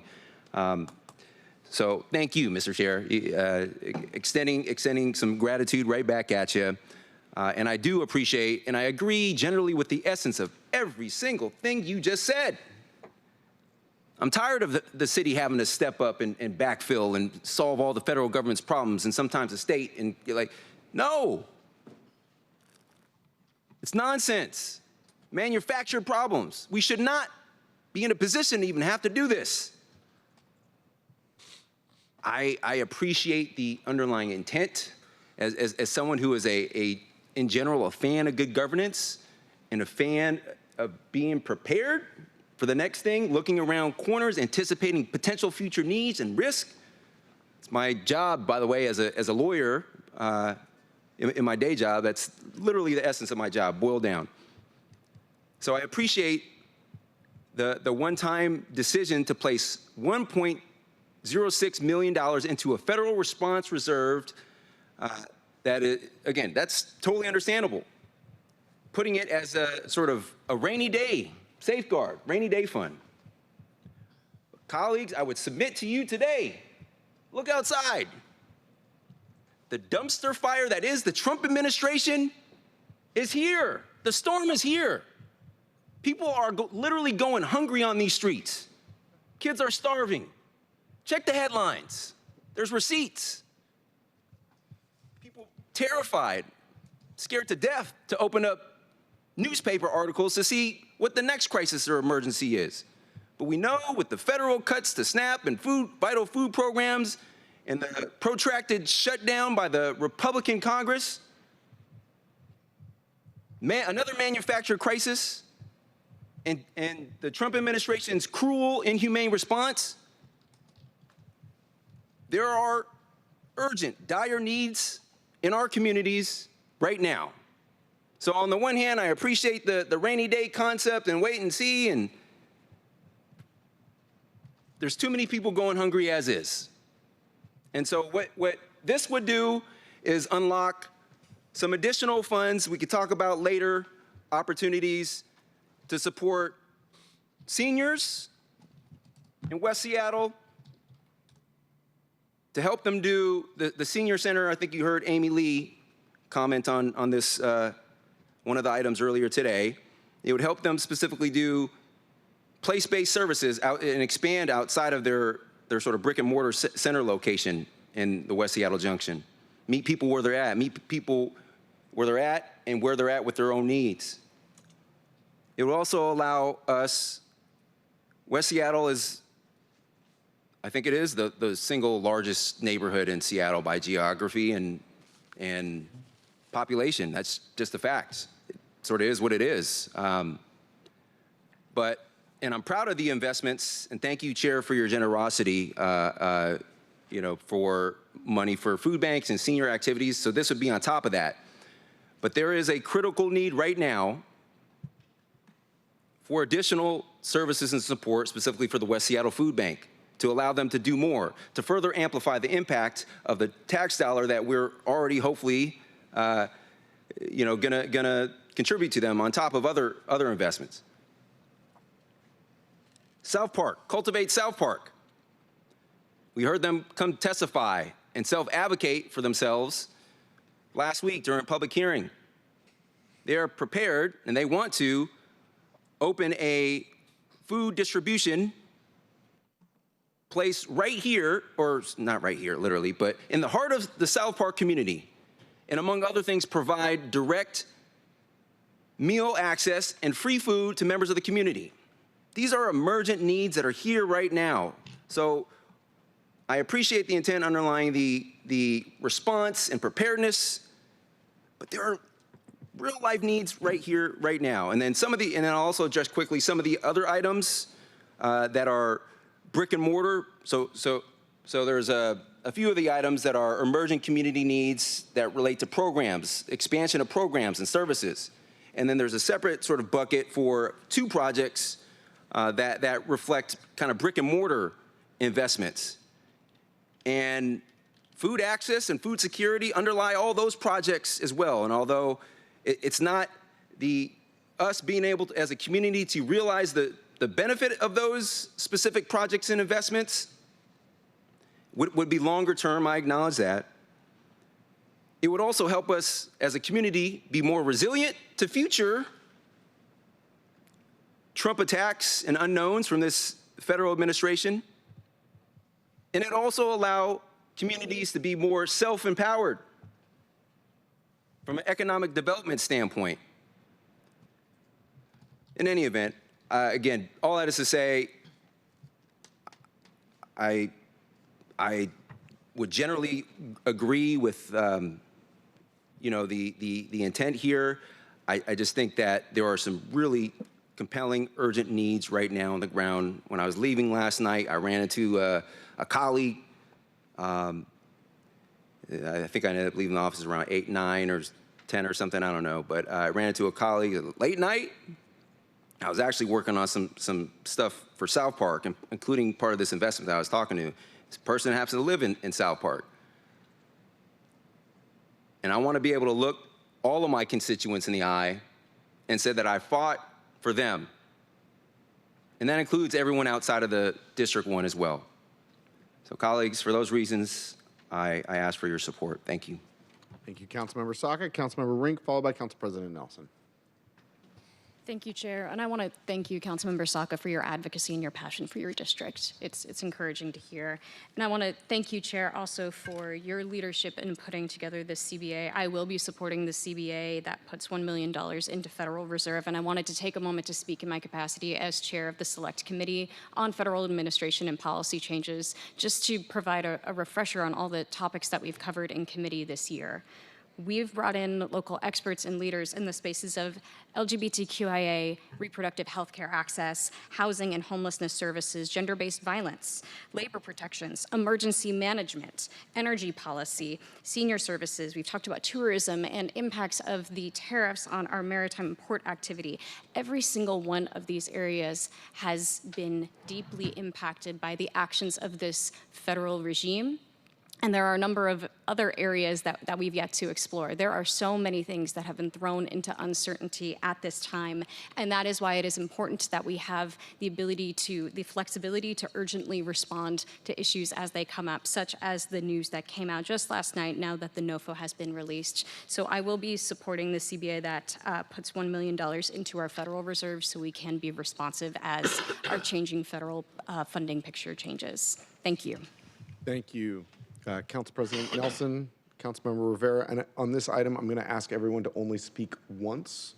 As the sponsor of the amendment, I will be recognized right before we end, but everyone gets one crack today. Council President Nelson.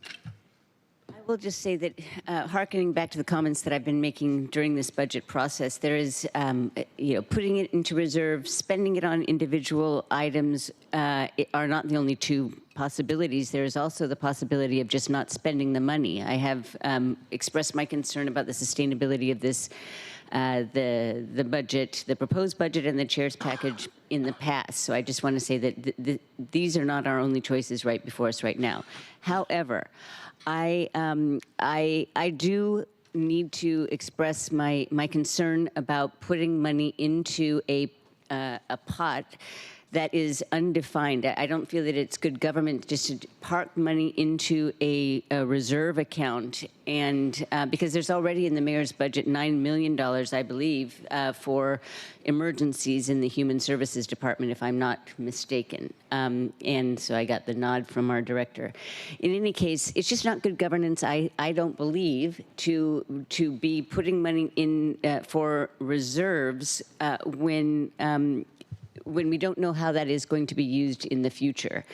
We have a responsibility to spend the resources that we have using the best knowledge that we have right now. I am convinced that the alternative uses of these money, as expressed by Councilmember Saka, are compelling enough to go ahead and make those spending decisions. So I just wanted to say, let's not spend the rest of well, I would hope that this council does not spend the rest of Trump's tenure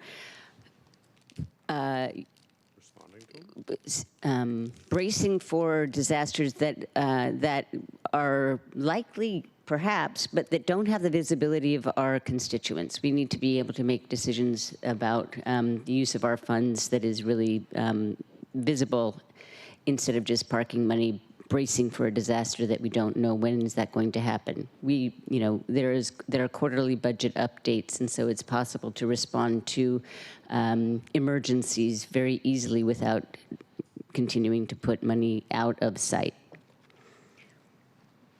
Thank you, Council President. Councilmember Rivera. Thank you, Chair. I appreciate my colleague, Council President's comments about accountability, because I, as everyone knows, believe in accountability, and I know that this money is going to go into a fund that then we will have to make decisions about how to appropriate. It is not just released. We will, at that time, have the ability to say how to best use these funds collectively as a body, along with the executive. I also want to say thank you to Councilmember Saka, because you are a big advocate for your district. Everybody knows it. And, I have to say, these are hard decisions, because if I would have had the ability, I too would have offered more amendments to put more money to help our constituents. And I will say, with council changing to district-specific council members, it makes it hard, because we zealously, and I do too, support our districts. And when we had council members that were citywide, it was a little bit different. But now with different district-specific, we're all trying to vie for the same pool of money to help constituents in our district, and then, of course, citywide. So all of this to say, I very much appreciate you, Councilmember Saka.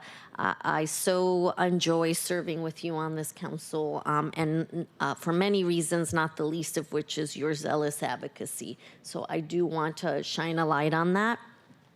And I will be supporting, however, the reserve piece, especially in light of the continuum of care issue that now has arisen today, that is staring us in the face, and we will have to deal with.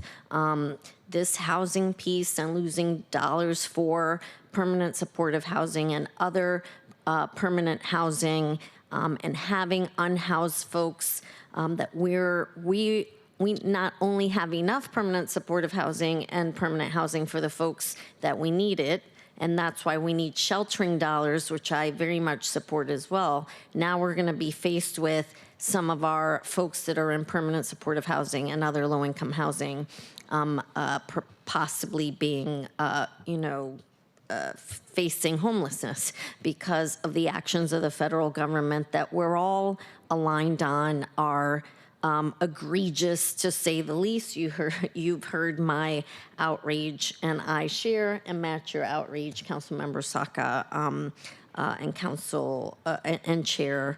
I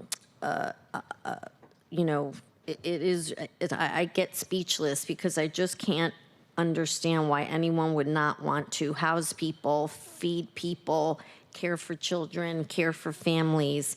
It is outrageous to me. So unfortunately, we're in this situation where now, not only were we facing having to make tough decisions about a budget, because we do have a shortfall starting in 2027. And I agree, I think that shortfall was not by accident. The city has created that. So I do want to acknowledge that too, which I think is what you were saying, Council President. We've had many conversations about this. We are making choices about how we spend the money. And the more we add, the more we need. And we're not necessarily looking back to see that the things that we're adding are actually having the intended outcomes, and that needs to happen.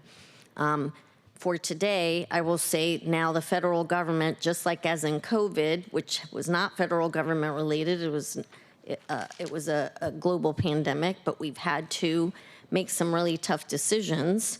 We are now faced with the federal government making us have to make tough decisions. So all of this to say I'll be supporting FG 101B1, but I very much appreciate you, Councilmember Saka, for all that you're trying to do on behalf of your constituents. Thank you, Chair.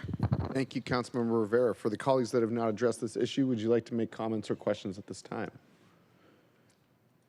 Seeing no further comments and questions, I'll speak the last words as sponsor of FG 101B1, which is just, and I guess I'll start with Councilmember Saka's, again, I did my best to fund your requests and your D1 priorities. At this time, we need to fund the Federal Reserve. We've got 25 amendments into the chair's package. We then added money in the revised package, and colleagues, again, you saw today, we added accidentally, but I'm okay with it, additional money to Delridge. There are these amendments before us, and then Councilmember Saka, you've got 7 more opportunities for colleagues to support you in bringing more funding to District 1 and to your priorities. So with that, the need to fund the Federal Reserve is incredible today. Just responding, the HSD Federal Reserve is different. That is specifically for the continuum of care funding, and it doesn't even cover that. So again, we were spending $1 million a week just on food. That would have been this entire budget.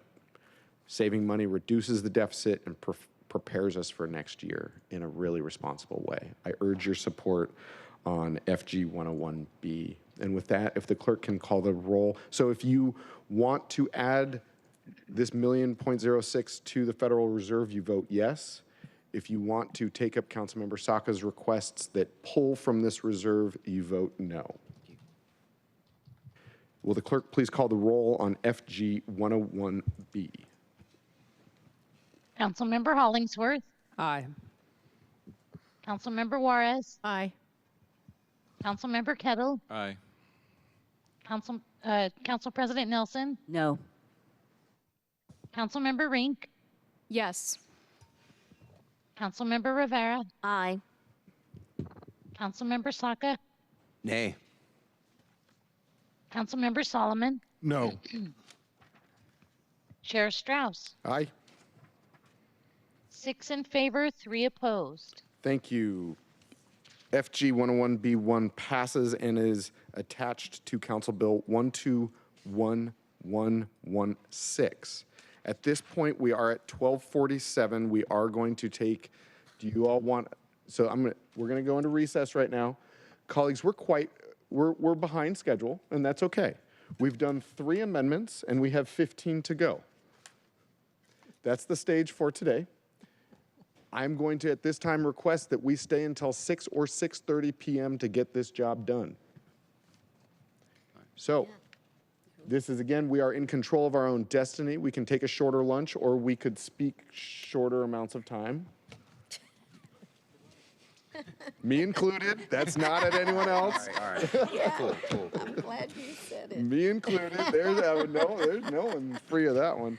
So with that, colleagues, if you would like to take a 60-minute lunch, please raise 1 finger. If you would like a 30-minute lunch, please raise 2 fingers. What? Do you want 6? I want a whole hour. You would like an hour? 1, 2. I'm going to do a 45-minute lunch and break it in the middle. So with that, I'm going to call us back at 12:30. Call us back at 1:30. 1:30. How about that? That's perfect. Cool. A little bit there. So we are now in recess until 1:30. We have 15 amendments when we return. Thank you, colleagues.